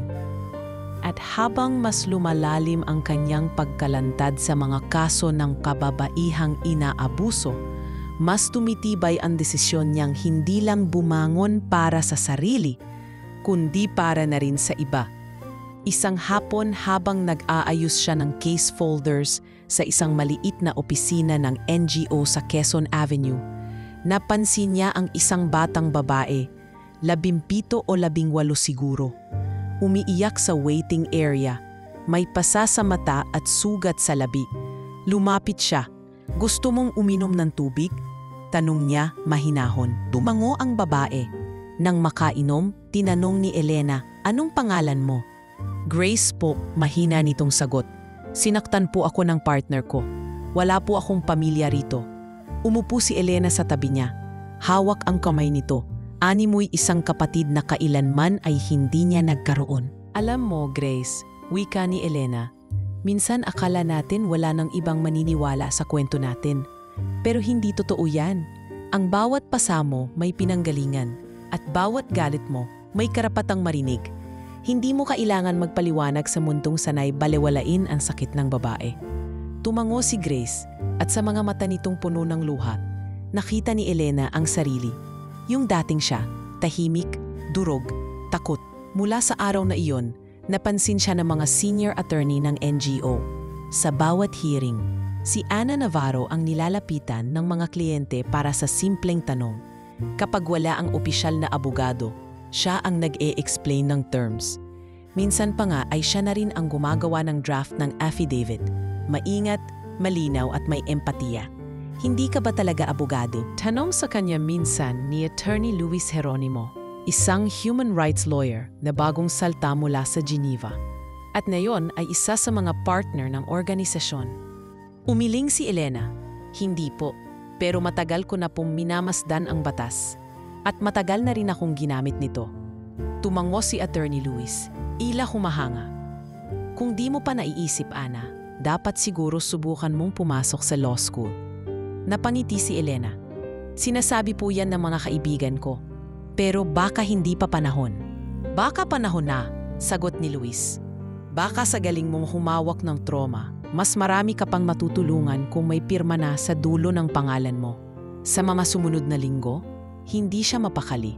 Sa bawat kwento ng babaeng sinaktan, pinagsamantalahan o ipinahiya, nakikita niya ang sariling nakalipas. At sa bawat pagkakataong natutulungan niya ang mga ito na manindigan, tumitibay ang paniniwala niyang may misyon siyang dapat gampanan. Isang gabi, habang nag-aayos ng mga folder sa staff room, bigla siyang tinanong ni Luis, "Ana, curious lang, hindi ko alam kung masyado akong mapanghimasok pero parang may laman ang mga mata mo na hindi pangkaraniwan. May pinagdaanan ka, di ba?" Saglit siyang natigilan. Ipinatong niya ang folder sa mesa at tumingin sa kanya. "Hindi ko pa siguro kayang ikwento lahat," aniya. "Pero minsan na akong naging biktima. Tinanggalan ako ng pangalan, ng dignidad, ng karapatan. At sa isang lugar kung saan dapat ako pinagaling, lalo lang akong sinira." Tumango si Luis. "Hindi nang huhusga. Hindi mo kailangan sabihin lahat. Pero alam mo, yung mga katulad mong tumayo kahit gumuho na ang lahat. Yun ang klase ng tao na dapat nasa forte, hindi sa isang sulok lang ng opisina." At sa kauna-unahang pagkakataon, mula noong siya'y pinalabas sa mental facility, may taong hindi nagtatanong kung anong pagkakamali niya. May taong nakakita sa kanya, hindi bilang pasyente, hindi bilang asawa, kundi bilang taong may kakayahang tumindig. Sa sumunod na mga buwan, nag-enroll siya sa isang review class para sa law aptitude exam. Sa umaga ay nagtratrabaho siya. Sa gabi ay nagbabasa ng cases, nanonood ng oral arguments, at nagsusulat ng journal. Ginamit niya ang pangalang Ana Navarro, ngunit ang laman ng kanyang pansusulit ay sigaw ng puso ni Elena Santiago. At habang ginagawa niya ito, unti-unti na rin siyang nakikilala bilang tagapagtanggol ng mga inaaping kababaihan. Hindi pa siya abogado, pero hinahanap siya sa mga barangay hearing. Ang mga single mothers, battered wives at mga ulilang dalagita ay hindi na natatakot magsalita kapag siya ang kasama. Sa isang seminar tungkol sa gender-based violence sa UP, inimbitahan siyang magsalita bilang representative ng NGO. Sa harap ng mahigit 100 estudyante, abogado, at volunteers, tumayo siya, matikas, tahimik at may ningning sa mata. Marami sa atin ang tahimik na isinasara ang sugat sa loob. marami sa atin ang tinuruan na kapag babae ka, mas mabuti ng manahimik kaysa lumaban. Pero hindi ako naniniwala dyan. Dahil ako mismo ay sinubukang patahimikin. Pero ang katahimikan ko, hindi pagkatalo, kundi paghahanda. Pagkatapos ng talumpati, isang lalaking estudyante ang lumapit. "Miss Ana, abogado na po ba kayo?" Ngumiti siya. "Hindi pa, pero malapit na." Kinagabihan, habang naglalakad pa uwi, napatingin siya sa mga bituin. Ang dating si Elena ay palaging nakatingin sa lupa, takot madapa. Pero si Ana Navarro, ang bagong siya, ay nakatingin na sa langit. Hindi bilang pangarap, kundi bilang patunay ng direksyon. Sa kanyang kwarto, binuksan niya ang kanyang dating journal. Inalis niya ang lumang pamagat na mga alaala ng pagkawasak at pinalitan ng bago. Sa pagkilala ng sarili, isinulat niya sa unang pahina, "Ako ay hindi na isang anino ng aking nakaraan. Ako na ang liwanag na magpapakita ng katotohanan. At hindi na ako kailanman papayag na mabura muli." At sa pusod ng katahimikan, walang palakpakan, walang kamera, walang headline, unti-unting nabubuo ang isang babae na hindi lang muling tumayo, kundi isang babaeng kaya nang magtayo ng iba. Nang makapasa si Elena, na ngayoy kilala pa rin bilang Ana Navarro, sa kanyang law school admission test, parang muling nabuksan ang daan patungo sa buhay na matagal nang inagaw sa kanya. Hindi ito tagumpay na may kasamang sigawan o salo-salo. Isang tahimik na ngiti lang habang binabasa niya ang email ng pagkakapasa, habang nakaupo sa harap ng lumang mesa sa opisina ng NGO. "Pumasa ka," sambit ni Delia sa kabilang linya. "Hindi ko alam kung iiyak ako o sasabog sa tuwa." "Diyakap ko lang sarili ko," sagot ni Elena, tapos nagdasal. Ngunit sa ilalim ng tagumpay na iyon ay gumagalaw na rin ang tahimik na plano. Hindi na para lang mabawi ang tanggal, kundi upang ibagsak ang sistemang lumamon sa kanya. At sa gitna ng prosesong iyon, nagsimula siyang magtanong, "Paano ko masusugatan ang mga taong ginamit ang batas para pabagsakin ako?" Ang sagot ay nagsimula sa mga numero, gamit ang koneksyon ng NGO at pondo ng isang partner na International Women's Organization. Naging bahagi si Elena ng isang research team na sumisiyasat sa tax compliance at labor violations ng malalaking kumpanya. Isa sa mga kumpanyang lumitaw sa preliminary list ay ang Villanueva Group of Companies, na noong huli niyang balita ay muling pinalawak ang negosyo sa mga proyekto sa Visayas at Mindanao. May record kami ng ghost employees sa isang housing project sa Iloilo, wika ni Attorney Luis sa isang staff meeting. Karamihan ay peke antin at may ilang contractors na may koneksyon sa mga politiko. Tahimik lang si Elena. Sa isip niya, ito na. Hindi siya umamin ng personal interest. Hindi siya nagpakilala bilang dating Villanueva. Ngunit, sinimulan niyang kuhanin ang buong background ng kumpanya. Tax filings, mga pangalan ng board members, subsidiary companies, at lahat ng proyektong may kinalaman sa pamahalaan. Ginamit niya ang kanyang bagong pagkakakilanlan upang makapasok sa network ng mga shareholders. Sa pamamagitan ng isang kilalang silent investor na kaibigan ng NGO, isang matandang negosyanteng dating naging biktima rin ng corporate fraud, unti-unting bumili ng shares si Elena sa mga subsidiary ng Villanueva Group. Hindi siya direktang bumili. Gumamit siya ng 3 layer ng legal identities, isang strategy na matagal niyang pinag-aralan sa mga tax evasion case. Sa loob ng 6 na buwan, nagkaroon siya ng minor stake sa 3 kumpanya, isang advertising agency, isang logistics partner, at isang architectural firm. Lahat ay konektado sa core business ng mga Villanueva. Isang araw, habang sinusuri niya ang monthly transactions ng firm kung saan siya part owner, napansin niyang may pondo mula sa BIR na ipinapasok at nililipat sa foreign accounts. Ipinagbigay alam niya ito hindi sa publiko kundi sa isang independente auditor ng SEC na taga-suporta ng NGO. Kasabay nito, nagsimula siyang magpadala ng mga anonymous tip sa iba't ibang government watchdog groups. May kasamang dokumento, larawan ng falsified payroll, at listahan ng mga subcontractor na hindi rehistrado. Nagulat si Luis isang araw sa biglaan at seryosong raid na isinagawa ng BIR at NBI sa isa sa mga office building ng Villanueva Group sa Makati. May nagpapakain ng impormasyon, aniya. Lumalalim ang hukay ng mga to. Wala ni isa mang staff ng NGO ang nakakaalam na si Ana Navarro ay si Elena Santiago.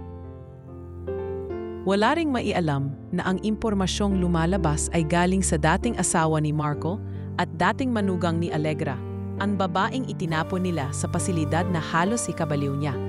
Ngunit hindi pa siya kontento. Nais niyang maabot ang mga taong sinaktan din ng pamilyang ito. Isa sa mga ito ay ang isang dating chief accountant ng Villanueva Group, si Ramon Seneres, na nag-resign matapos pilitin na pekein ang audit reports para sa foreign investors. Nakatira na ito ngayon sa Bataan at hindi na lumalabas. Sa tulong ni Delia at ng isang volunteer ng NGO, nabisita niya ito sa maliit na karinderya na itinayo sa tabi ng dagat. Nakikiusap po ako, sir, anya habang nakaupo sa harap ni Ramon. Hindi ko kayang patalsikin sila kung ako lang. Tahimik si Ramon. Tinitigan siya at ang mga mata nito ay tila kinikilala siya kahit pa hindi pa rin niya isinasa publiko ang tunay niyang pangalan. Hindi mo kailangan sabihin kung sino ka, sabi ni Ramon. Pero nakita ko na yang tingin na yan sa mga mata ng anak ko noong iniwan siya ng asawa niyang politiko. Kung totoo ang intensyon mo, ibibigay ko ang mga dokumentong sinira ko pero tinago ko ang kopya. At ibinigay niya nga, USB drive, journal entries, sulat tamay na records. Lahat ito ay may marka ng kasinungalingan, dayaan at pag-aabuso ng kapangyarihan. Habang papauwi, tinanong siya ni Delia, "Kaya mo bang humarap sa kanila kapag lumabas na lahat ito?" "Kaya ko," sagot ni Elena. "Dahil sa totoo lang, matagal na akong humarap sa kanila." Sa loob ng silid na walang bintana, araw-araw kong kinakausap ang multo nila. Ngayon, ako na ang magpapakita sa liwanag. At sa kanyang opisina kinabukasan, binuksan niya ang laptop at sinimulan ang pagsulat ng isang bagong draft ng kaso. Hindi lang laban sa Villanueva Group, kundi laban sa mismong sistema na ginamit upang patahimikin ang boses ng isang babae. Sa sulok ng screen ay nakadisplay pa rin ang kanyang alias, Ana Navarro. Ngunit sa mga file na binubuksan niya, unti-unting bumabalik ang tunay niyang pangalan. Hindi na siya nagtatago, hindi na siya nag-aalangan. Dahil ang plano niya ay hindi lang ibalik ang kanyang dignidad, kundi ipaalala sa buong sistema na ang katahimikan ay may limitasyon. At kapag lumagpas na ito, ang muling pagtindig ng isang babae ay hindi na maiiwasan, hindi na mapipigilan. Halos 3 taon na ang lumipas mula nang makalaya si Elena sa pasilidad. 3 taong tahimik na paghanda, pagbabalat kayo, at pangangalap ng katotohanan. Ngayon, habang nasa isang coffee shop siya malapit sa Quezon City Hall of Justice, dala ang kanyang laptop at isang brown envelope. Damang-dama niya ang pagyanig sa katahimikan ng mga Villanueva. Magsisimula na ang pagguho. Isang press release mula sa BIR ang lumabas sa ilang online news outlets. Villanueva Group, isinasailalim sa malawakang investigasyon sa tax fraud, ghost projects at corporate laundering. Nagkagulo ang social media. May mga netizen na tila ngayon lang naliwanagan. Ang dating perpektong imahe ng pamilya Villanueva, mga pinunong modelo ng negosyo at philanthropy, ay unti-unti nababasag. Ngunit sa opisina ng mga Villanueva sa Makati, ang tensyon ay matagal nang kumukulo. Paanong nakalusot to sa auditing natin? Sigaw ni Marco sa boardroom, habang pinapakita ang leaked files sa laptop niya. Hindi makatingin ang kanilang chief financial officer. "Hindi namin alam kung sino ang nagsimula ng leak, sir, pero mukhang may nakapasok sa accounting server. At may kopya ng 2017 hanggang 2021 na transmittals." Sumingit ang isang legal advisor. May mga email mula sa dating accountant na si Ramon Seneres. Binanggit niya ang irregularities noon. At ngayon, mukhang may tumulong para muling ilabas ang mga kopya. Pumalakpak si Marco sa inis. "Ilang beses ko bang sinabing tapusin ang usapin kay Seneres? Bakit hindi natin sinigurong wala siyang hawak?" Tahimik lang si Cassandra Lo, fiancé ni Marco, na nooy katabi niya. Ngunit ang mukha nito ay puno ng alinlangan at pagkadismaya. Samantala, sa maliit na shared office ng NGO kung saan nagtatrabaho si Elena bilang legal assistant at paralegal volunteer, pinapanood nila ang balita sa TV. Hindi ako makapaniwala, ani Grace, ang batang babaeng dating sinaktan ng kinakasama at nayo'y isa ng trainee sa NGO. Ang Villanueva Group? Akala ko modelo sila ng integridad? Napangiti si Elena habang inaayos ang mga dokumentong isusumite sa SEC. Maraming bagay sa mundo na mabango sa panlabas pero bulok sa loob, aniya. At minsan, kailangan ng sapat na kamay para ilantad ang kabulukan. Tumango si Grace. Sana matuloy na to. Marami na silang nasaktan. Habang tumatagal ang investigasyon, unti-unti nang naaapektuhan ang negosyo ni Marco. Isang malaking proyekto sa gobyerno, isang mass housing contract sa Bacolod ay ipinagpaliban. Ang foreign investor na mula sa Singapore ay umatras. Dala na rin ng pressure mula sa mga international watchdog na nafatanggap ng mga confidential reports na ipinadala ni Elena gamit ang alias na White Glove Witness. Hindi pa doon natapos ang pagbagsak. Ilang dating empleyado ng Villanueva Group ang lumantad. Isa-isa nilang inilahad ang hindi makatarungang kondisyon sa trabaho, pandaraya sa overtime pay at sa pilitang pagpirma sa mga kontratang hindi nila naintindihan. Isa sa kanila ay si Margarita, dating kasambahay sa mansyon ng Villanueva. Ginamit nila kaming tagasilbi sa bahay pero pinasweldo bilang contractual clerks ng company. Para lang makaltasan ng buwis. Ani Margarita sa panayam ng isang lokal na mamamahayag. May mga pinipirmahan kaming hindi namin nababasa. Sa gitna ng kontrobersiya, may ilang netizen na nagtanong, sino ang nagsimula ng lahat ng ito? Walang pangalan, walang mukha, tanging mga dokumento, screenshots. At pira-pirasong katotohanang konektado sa isa't isa. Ngunit sa mga taong malapit kay Elena, lalo na kay Delia, alam na nila. Si Elena Santiago ang ghost sa likod ng paghihiganti. At sa likod ng ghost ay isang babaeng buhay na buhay, matapang at planado ang bawat galaw. Minsan, habang nasa coffee shop si Elena, biglang nag-pop up sa kanyang email ang isang mensahe mula sa isang dating media contact. Subject, "Can we meet? I think I know who you are." Hindi niya sinagot. Hindi pa oras.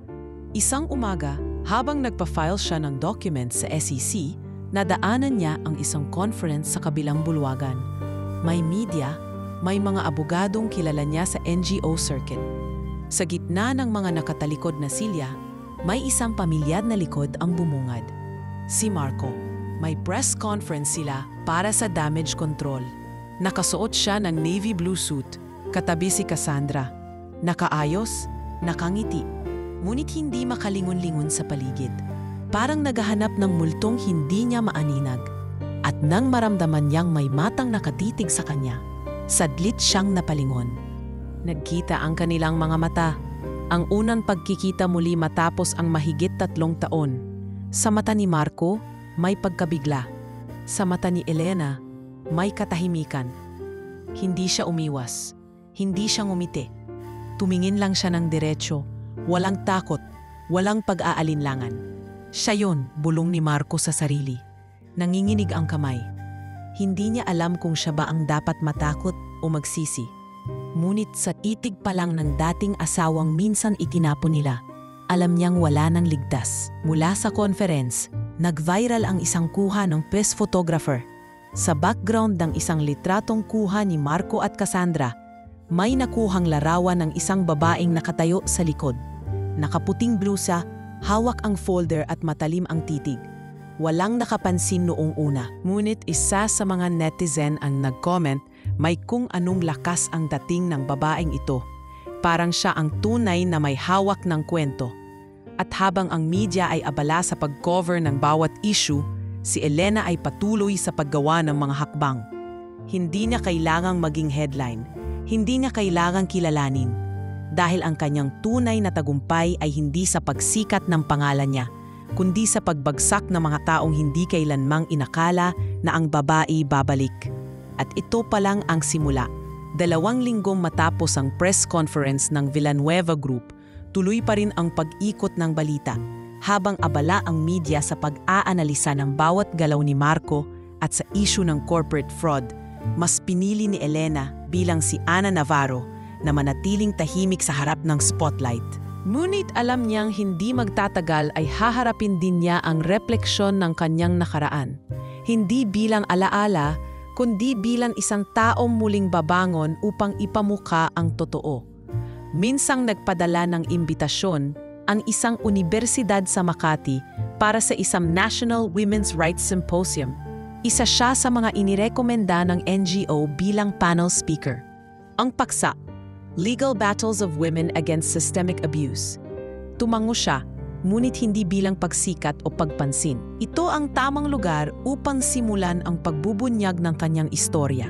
Hindi sa tabloid, hindi sa blog post, kundi sa harap ng mga taong tunay na naghahanap ng hustisya. Sigurado ka na ba dito? Tanong ni Delia habang tumutulong sa pag-ayos ng kanyang speech. Oo, tugon ni Elena habang tahimik na binubura ang salitang revenge sa unang bahagi ng kanyang draft. Hindi ito para maghiganti, ito ay para magpaliwanag. Dumating ang araw ng symposium. Nakaayos siya sa isang simpleng blazer, may pakiramdam ng kabang hindi madaling iago. Sa stage ay naroon ang ilang pang panelist, mga abogadang kilala sa pagsuporta sa kababaihan, mga psychologist at isang kilalang judge. Nang ipakilala siya bilang legal community volunteer na may malalim na karanasan sa institutional abuse, tumahimik ang buong auditorium. Tumayo siya at lumapit sa podium. Ako si Ana Navarro, panimula niya. At hindi ako abogado, hindi pa. Isa akong babaeng ginamit ang batas para saktan, patahimikin at itapon. Ngunit sa halip na tuluyang mamatay, pinili kong maging boses ng mga babaeng kagaya ko. Habang nagsasalita siya, hindi niya napansin agad ang pagdating ng bagong grupo sa may likurang bahagi ng bulawagan. Ngunit isang pares ng mata ang hindi kayang hindi niya madama. Isang tinging matagal na niyang hindi nararamdaman. Ngunit alam niyang kilala niya. Si Marco. Nakaupo ito sa pinakahuling hanay, walang kasamang bodyguard, walang press. Nakayuko ito noong una. Ngunit nang marinig ang pangalan niyang Ana Navarro, saka ito unti-unting tumingala. Nang nagsimulang isalaysay ni Elena ang kanyang mga karanasan, ang pagkakawala ng anak, ang pagkakulong sa pasilidad, ang tahimik na pagkakait sa kanya ng karapatang mamuhay, unti-unti ring bumigat ang mukha ni Marco. Pagkatapos ng kanyang pananalita, napuno ng palakpakan ang silid. Ngunit ang mga mata ni Elena ay hindi naghanap ng papuri. Sa halip, tumigil siya sa may gilid ng stage at tiningnan ang direksyong kinaroroonan ni Marco. Nakatayo na ito, tila nag-aalangan kung lalapitan siya. Lumapit si Marco, mabagal ang hakbang. Puno ng alinlangan ang kanyang tinig. Elena, aniya, halos hindi marinig. Hindi siya sumagot. Tinitigan lang niya ito, diretsyo, matatag. Hindi ko akalaing ikaw. Ikaw pala si Ana Navarro. Ilang buwan na akong naghihinala. Pero ngayon ko lang nakumpirma. Tahimik si Elena. Marami siyang gustong sabihin, ngunit pinili niyang hintayin ang susunod na salita. Ipinagkanulo kita, bulong ni Marco. At sa mga mata mo ngayon, malinaw kung gaano kalaki ang kasalanan ko. Hindi siya nagpakumbaba para sa awa. Hindi rin siya nagsalita para saktan. Sa halip, marahan niyang inilabas mula sa kanyang bag ang isang sobre. Ito ang subpina, aniya. Kaso ng illegal detention, falsification of medical documents, at conspiracy to defraud and disbar a legal spouse. Kasama ang pangalan mo, ang ina mo, at 3 abogado ng kumpanya. Nanlaki ang mata ni Marco. Elena, hindi ba pwedeng pag-usapan na lang to? Matagal ko nang pinag-usapan to sa loob ng kwarto ng mental hospital kung saan kayo ako ikinulong. Sa bawat gabi na iniiyak ko ang anak nating hindi ko na nakasama. Sa bawat umagang pinipilit kong paniwalain may halaga pa ako, Kahit tinanggalan na ako ng pagkatao, puno ng luha ang mata ni Marco. Hindi ko alam lahat ng ginawa nila, Elena. Oo, naging duwag ako. Hindi kita ipinagtanggol, pero hindi ko sinadyang saktan ka sa ganitong antas. Hindi mo kailangang sadyain, Marco. Sapat na pinabayaan mo akong lapain ng sistema na ikaw mismo ang bahagi. Napayuko ang lalaki. Sa dami ng nasabi ni Elena, ang pananahimik niya ang pinakamabigat. Maya-maya ay nagsalita ulit si Marco. Anong gusto mong mangyari? Gusto kong marinig ninyo ang boses ng babaeng sinubukan ninyong patahimikin. Hindi dahil gusto ko kayong pabagsakin. Gusto ko nang kayong mapanagot. Para sa akin, para sa mga babaeng tulad ko, para sa mga hindi na makapagsalita dahil inilibing na ng takot. Hindi siya naghintay ng sagot. Tumalikod siya at nilisan ng bulwagan. Iniwan si Marco na tila muling naging maliit na bata sa harap ng babaeng minsang inakala niyang mahina. Habang papalabas si Elena, nilapitan siya ni Attorney Luis, may hawak na media statement. Handa ka na ba sa press coverage ng kaso mo? Tanong nito. Tumango siya. Handa na akong magpakilala, hindi na bilang Ana, kundi bilang Elena Santiago, ang babaeng muling bumangon mula sa tahimik na impyernong pinagtulungan nilang itayo. At sa gabing iyon, unang lumabas ang headline na hindi niya inaasahang makikita sa buong buhay niya. Dating asawa ni Marco Villanueva, lumantad, naghain ng kasong kriminal sa mga Villanueva. Elena Santiago, buhay na patunay ng lakas ng babaeng hindi na natakot. Ang refleksyon ng katotohanan ay wala na sa likod ng salamin ng mental hospital. Narito na ito, humaharap, nagsasalita, at hindi na muling patahimikin. Isang linggo matapos lumabas sa publiko ang kanyang tunay na pagkatao, naging sentro ng mga balita si Elena Santiago. Hindi bilang dating asawa ni Marco Villanueva, kundi bilang babaeng isinailalim sa sapilitang pagkakakulong sa isang mental facility gamit ang kapangyarihan at impluensya ng pinakamalalaking pangalan sa negosyo at batas. Ang kanyang testimonya, sinamahan ng makakapal na dokumento, sworn affidavits mula kay Nurse Delia, dating kasambahay na si Margarita, at mismong si Ramon Seneres, ay agad na nagsimula ng isang imbestigasyon mula sa Department of Justice. Sumabog ang publiko sa galit. Hindi lamang dahil sa kasinungalingan ng mga Villanueva, kundi dahil sa sistemang naging kasangkapan para ito'y mapanatili. Sa isang closed-door preliminary hearing sa Quezon City Hall of Justice, dumalo si Elena, kasama si Attorney Luis at 2 abogado ng NGO. Naroon din ang mga akusado, si Doña Alegra, Marco, at 2 legal representative ng Villanueva Group.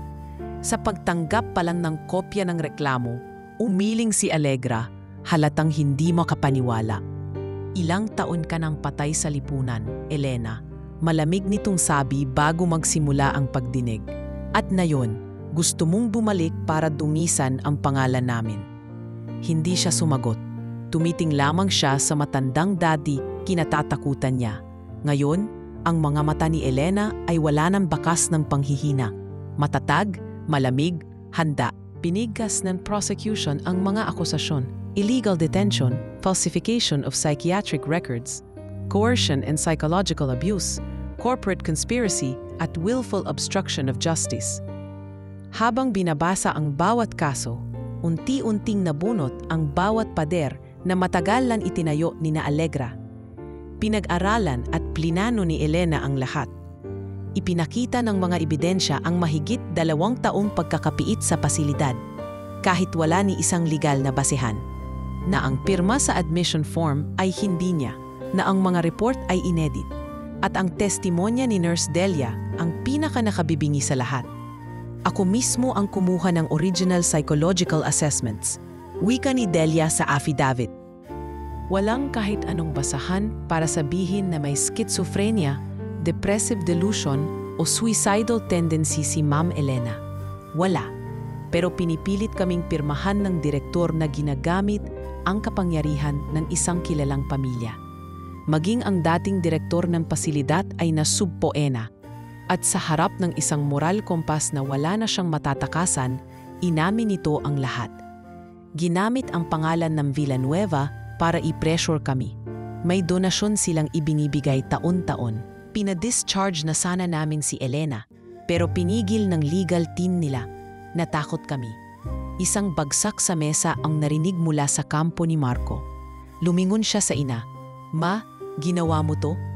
Ngunit hindi sumagot si Allegra. Ang mukha niya na dati mapagmataas ay ngayoy bakas ng pagkatalo at panamba. Lumapit si Marco kay Elena sa hallway habang break ng pagdinig. "Elena, patawad. Hindi ko alam ang ganitong detalye. Akala mo baliw ako?" Mabilis niyang putol. "Akala mong totoo ang pinapaniwala sa'yo. Akala mo ligtas kang manahimik. Pero ang katahimikan mo, Marco, ay kasabwat sa lahat ng sakit." Napayuko ang lalaki. "Kung pwede ko lang ibalik. Pero hindi mo kayang ibalik ang anak natin. Hindi mo kayang ibalik ang mga taon ko sa loob ng kulungan na ginawa ninyo. At higit sa lahat, hindi mo kayang ibalik ang pagkataong pinunit ng pangalan nyo." Sa muling pagdinig makalipas ang isang linggo, iniharap na ang kabuuang listahan ng mga kasong isasampa. Hiniling ng korte na isailalim si Doña Allegra sa house arrest habang nililitis ang kanyang papel sa sabwatan. Hindi rin ligtas si Marco. Bagamat wala siyang direktang papel sa falsification, nakitaan siya ng gross neglect at collusion. Sapat para kasuhan ng civil damages. Ipinatanggal siya bilang executive ng Villanueva Group ng board mismo. Ang mga kasambahay na dating tahimik lamang, isa-isa ring lumapit. Pumirma sila ng sworn statements. Lahat ng pagkukunwari ay nabasag.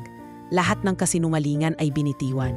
Hindi dahil pinilit, kundi dahil sa lakas ng loob ng isang babaeng minsan nilang tinawanan, kinutya at iniwan. Kasabay ng legal na gulo, kinumpiska rin ng Bureau of Internal Revenue ang mga luxury property ng Villanueva Group na sangkot sa underdeclared assets.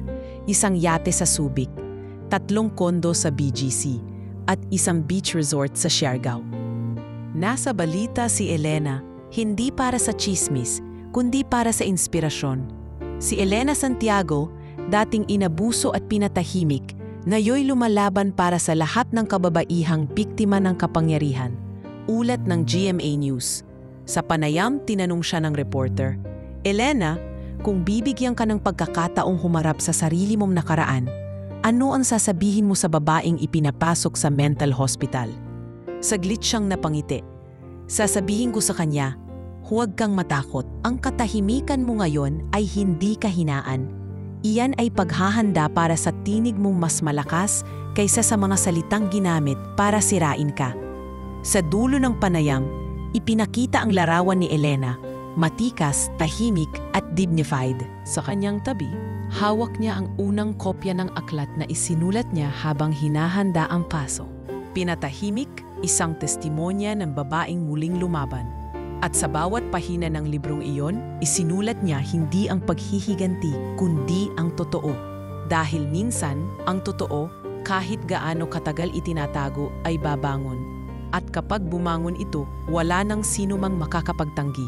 Makalipas ang halos 1 taon ng sunod-sunod na pagdinig, media attention, ebidensyang isinumite, at mga testigong lumantad, dumating na rin sa wakas ang araw na pinakahihintay ni Elena.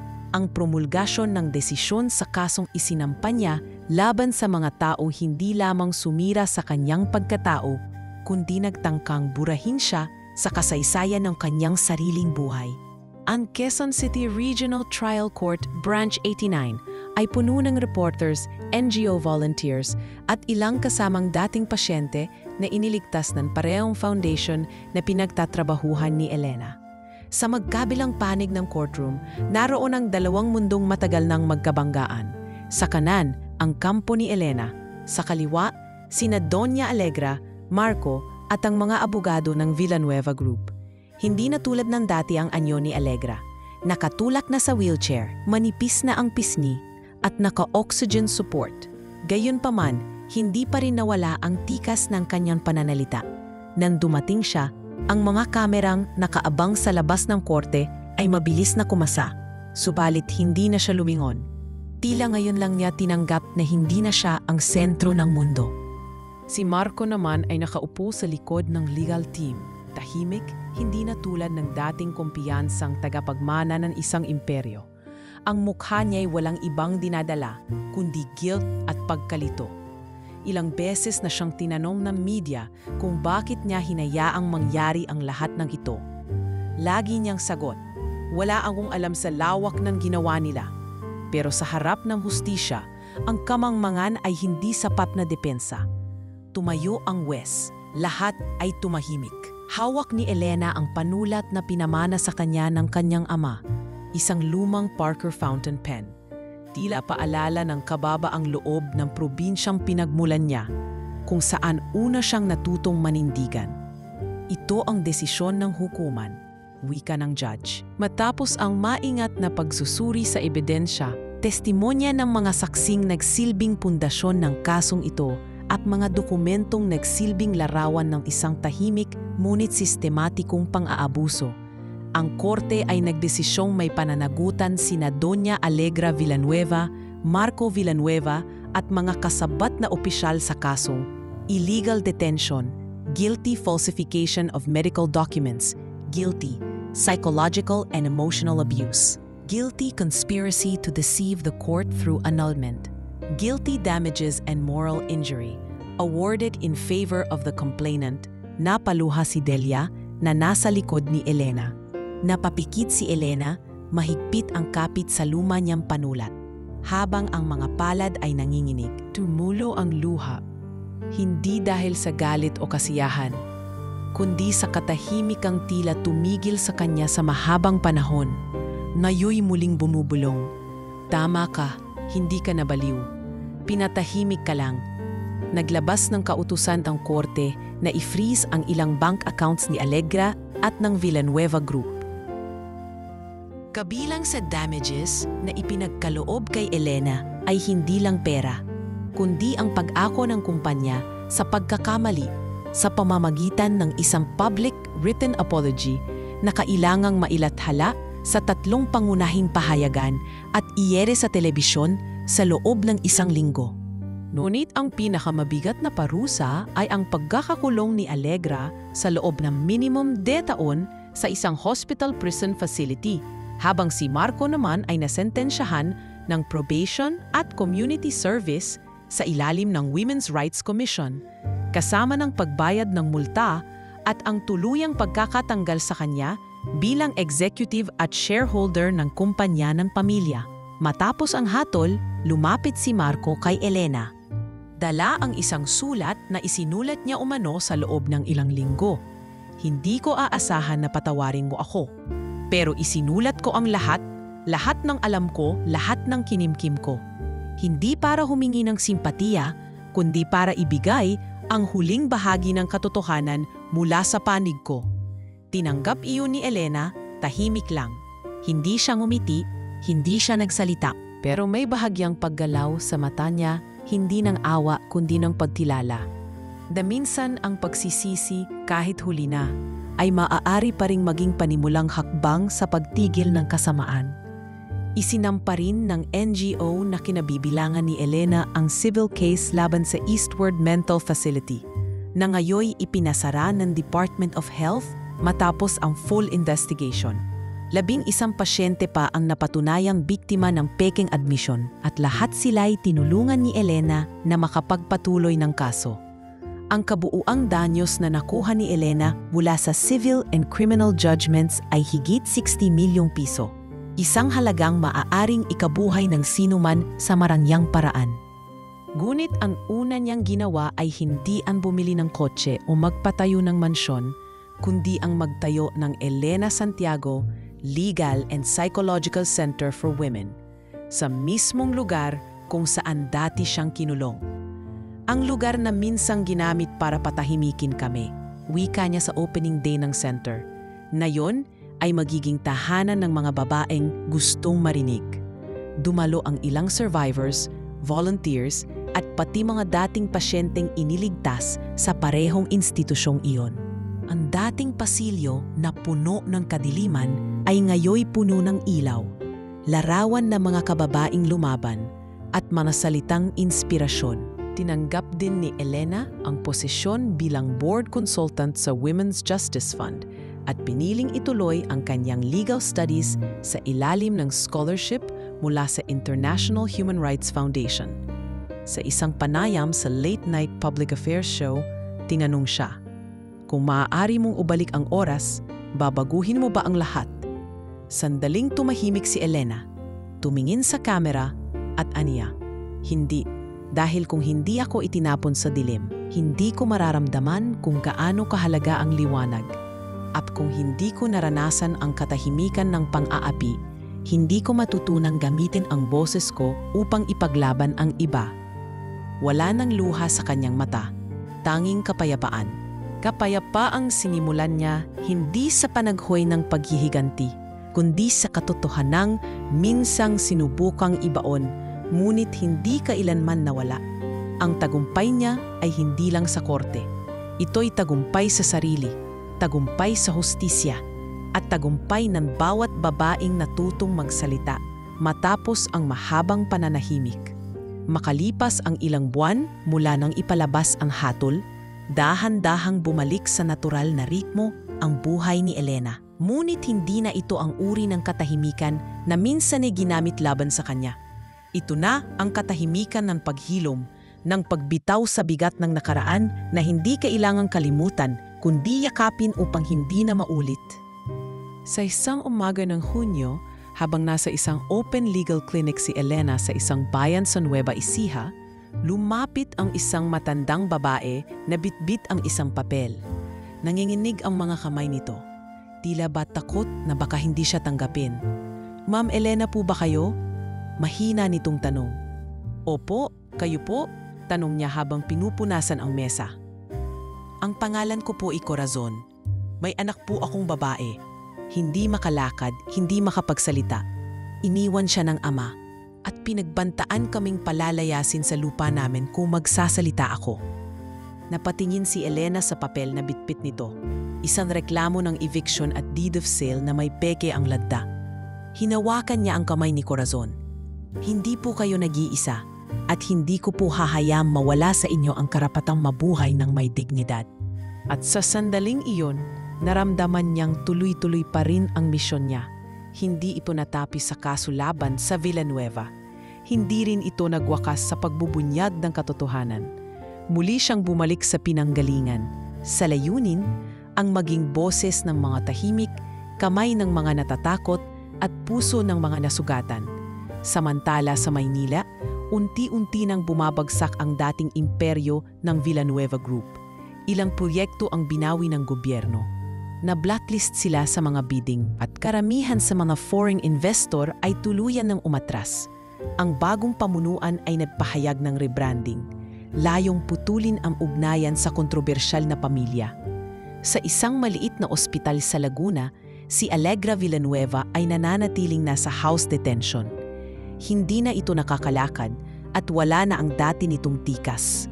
Ang dati niyang mga bisita ay unti-unting nawala. Ni si Marco ay bihira ng dumalaw, dala ng kahihiyan at personal na pagbagsak. Ngunit minsan, isang umaga, dumating si Elena sa ospital. Tahimik siyang pumasok, may dalang lumang sobre na nilagyan niya ng mga sulat na hindi niya naipadama noon. Mga sulat ng galit, tanong at hiling. "Ma," tahimik niyang bati, angangat ng tingin si Allegra. Dati ang mga mata nito ay parang bakal. Ngayon, tila ulap na lang ang natira, malabo, mahina. "Anong ginagawa mo rito?" Mahinang tanong ng matanda. "Hindi ako dumaan para manumbat.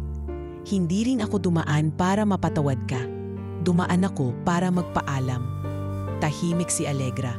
"Ipinaglaban ko ang sarili ko, ma, at nanalo ako. Pero hindi dahil gusto kong ganti. Ginawa ko yun dahil may anak akong kailangang ipaglaban din." Nang mabanggit ang anak, nanginig ang balikat ni Allegra. Isa sa mga itinatago nito ay ang tunay na kalagayan ng anak ni Elena na noong panahong kinulong siya ay ipinaampon sa isang kolektadong pamilya sa Pampanga. Hindi niya kailanman pinagsabihan si Marco.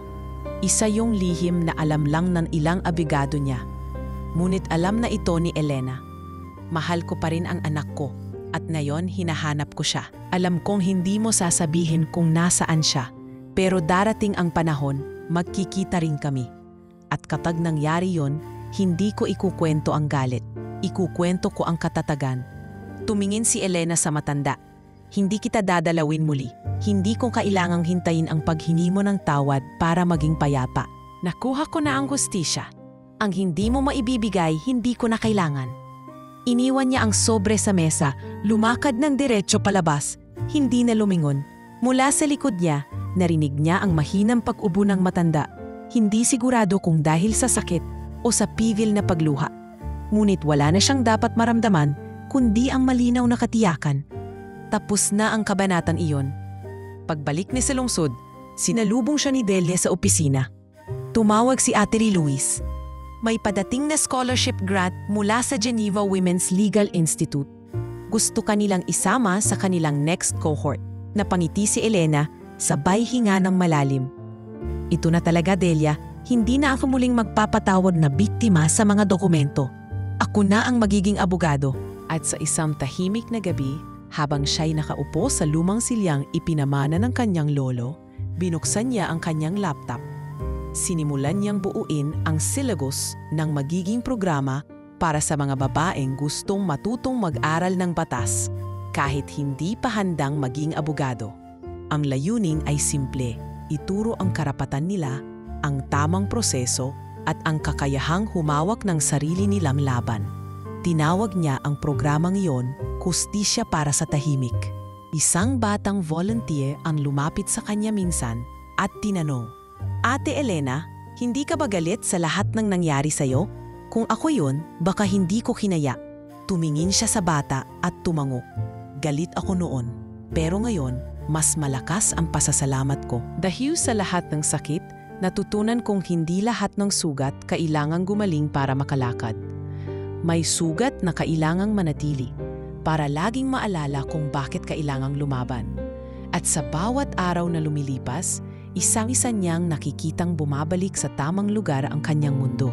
Hindi perpekto, hindi makintab, pero buo. Sa tulong ng mga babaeng dati kanyang tinulungan, mas lalo pa siyang lumalalim sa kanyang pangakong hindi pababayaan ang mga katulad niyang minsang itinapon sa dilim. Minsan sa gabi, sinusulyapan niya ang mga larawan sa kanyang desk. Ang lumang larawan nila ni Marco, si Delia, ang unang kliyente niyang si Drace, at ang luma niyang sulat sa sarili noong nasa mental hospital pa siya. Sa likod ng sulat ay nakasulat ang mga salitang na yon ay kanyang prinsipyo. Ang totoo ay hindi nawawala, kumukupas lang pansamantala. Pero kapag pinili mong hanapin ito, kahit sa gitna ng sigawan ng mundo, matatagpuan mo rin ang sarili mong tinig. At sa bawat bagong araw, ginagamit niya ang tinig na iyon, hindi para saktan, kundi para itama. Hindi para gumanti, kundi para magbigay laya. Hindi para sirain ang nakaraan, kundi para buuin ang mas matibay na bukas. Sa paglipas ng mahigit 2 taon, mula nang manalo si Elena sa kaso laban sa mga Villanueva, tila muling nabuo ang piraso-pirasong sarili na matagal na niyang hinayaang madurog ng pananahimik. Ngunit ngayong bumalik na sa kanya ang tinig, ang hustisya, at higit sa lahat, ang direksyon ng kanyang buhay, may isa na lang bahagi ng kanyang pagkatao ang hindi pa rin niya maibalik, ang anak na ipinagkait sa kanya. Matagal na siyang may impormasyon kung sino ang umampon sa bata. Hindi niya ito minadali. Pinaghandaan niya ang bawat hakbang, legal, emosyonal at moral. Hindi niya gustong gimbalain ang bata na ngayoy tinatawag ng Elio, isang 9 na taong gulang na batang masigla, matalino at marespeto sa kanyang mga foster parents sa Pampanga. Ang mag-asawang Gonzales, mga retiradong guro, ay hindi alam ang buong kwento ni Elena. Ang alam lang nila ay ang bata ay inampon mula sa isang legal na proseso sa tulong ng isang abogado ng Villanueva Group. Ipinangako ni Elena sa sarili na kapag nakausap niya sila, hindi siya pupunta bilang ina na bigla na lang aangkin sa bata, kundi bilang isang babaeng handang maghintay, magpaliwanag at magpakumbaba. Isang Sabado ng hapon, Tinahak ni Elena ang daan papuntang Arayat. Bitbit ang liham na sinulat niya ng ilang beses, ngunit paulit-ulit ding pinunit at binuo muli. Pagbukas ng gate ng bahay, sinalubong siya ni Ginoo at Ginang Gonzales, parehong may mapagpakumbabang anyo. Magandang hapon po, magalang ng bati. Ako po si Elena Santiago. Pwede po ba akong makipag-usap ng sandali? Napatigil si Ginang Gonzales. Santiago, kayo po ba? Tumango si Elena. Ako po ang ina ni Elio. Naupo sila sa maliit na lanay, humigop ng kape. Walang galit sa mukha ng mag-asawa, kundi pagkalito at pagtataka. Si Ginoo Gonzales ang unang nagsalita. Hindi namin alam. Wala ni isang impormasyon ang sinabi sa amin tungkol sa pinagmulan ng bata, maliban sa mga medikal at legal na dokumentong pinalabas na legal ang proseso. Alam ko pong hindi ninyo kasalanan, sagot ni Elena. Hindi po ako nandito para bawiin siya. Nandito po ako para ipaalam ang totoo. Kung may tamang panahon at kung papayag kayo, gusto ko lang po sanang makilala ako ng anak ko. Hindi bilang ina agad, kundi bilang isang kaibigan. Tahimik ang paligid. Tanging kaluskos ng hangin sa dahon ng mangga ang maririnig. Maya-maya, marahang tumamo si Ginang Gonzales. Kung may karapatang makilala ng bata ang mundo, karapatan din niyang malaman ang kanyang pinagmulan. Pero kailangan nating daanin sa tama. Kinabukasan, dinala ng mag-asawa si Elio sa isang family counseling session. Kasama si Elena. Una silang naglaro ng board game, walang pagpapakilala. Isang volunteer visitor lang si Elena. Ngunit kahit ilang oras pa lang, naramdaman niya ang kung anong koneksyon sa bata. Parang likas, parang tahimik na pag-uunawaan. Pagkatapos ng ilang linggong dahan-dahang pagkikilala, isinalaysay ni Elena sa tulong ng psychologist ang totoo sa bata. Alam mo ba kung bakit lagi kitang pinapanood habang nagdo-drawing? Tanong ni Elena habang nasa art corner sila. Umiling si Elio. Bakit po? Dahil yan din ang ginagawa ng anak ko noon. Mahilig din siya sa drawing. Isang araw, kinuha siya sa akin. At buong akala ko, hindi ko na siya makikita ulit. Tahimik si Elio. Hawak pa rin ang Crayola. Pero mabait ang Diyos. Dahil sa wakas, binigyan niya ulit ako ng pagkakataon na makita siya, na makilala siya, na makasama siya kahit sandali. Nag-anat ng tingin ang bata. Ako po ba yun? Mumiti si Elena. Oo anak, hindi siya umaasang yayakapin siya agad ng bata. Hindi niya inaasahang may luhang aagos. Ngunit nagulat siya nang maramdaman ang maliit na braso sa palibot ng kanyang baywang. Pwede pa rin po ba kitang tawaging Tita Elena habang hindi pa ako sanay? Tumango siya, hindi na napigilan ang luha. Pwede na pwede anak. Lumipas ang buwan at naging bahagi na siya ng buhay ng bata. Hindi niya minadali ang salitang nanay, hindi niya ito ipinilit. Ngunit isang gabi, habang nasa field trip sila ng paaralan ni Elio kung saan sumama siya bilang guardian volunteer, tinawag siya ng bata habang naglalakad sa gitna ng trail. Nay, pwede po bang samahan niyo ako sa taas ng burol? Napatigil si Elena, tiningnan siya ng bata. Inulit niya, Nay, at sa pagkakataong iyon bumulwak ang luha ni Elena na parang ulan na matagal na ring hinintay bumuhos. Pupuntahan natin lahat ng gusto mong puntahan anak, kahit saan. Ang burol ay hindi lang tanawin kundi simbolo. Simbolo ng lahat ng tinahak niyang pait, sakit at tagumpay. Doon sa tuktok magkatabi silang naupo habang pinagmamasdan ang lunti ang paligid. Nay, bulong ng bata. Bakit po ang daming nagmamahal sa inyo? Dahil bago ko natutunang mahalin sila, sagot ni Elena. Natutunan ko munang mahalin ang sarili ko kahit pilit na akong kinamumuhian ng mundo. At sa katahimikan iyon, muling bumalik ang lahat sa ayos. Hindi na niya kailangang balikan ang mental hospital, pang-courtroom o ang madilim na bahagi ng buhay niya para patunayan ang halaga niya. Sapagkat narito na ang bunga ng lahat ng pinaglaban niya, isang batang ni minsan ay hindi niya sinuuan sa puso at ngayon ay tinawag siyang ina. Sa dulo ng lahat ng kaguluhan, kalungkutan at kasinungalingan, naruroon ang liwanag. Hindi malakas, hindi masilaw, kundi sapat lang upang gabayan ang sinumang muling maglalakad sa dilim.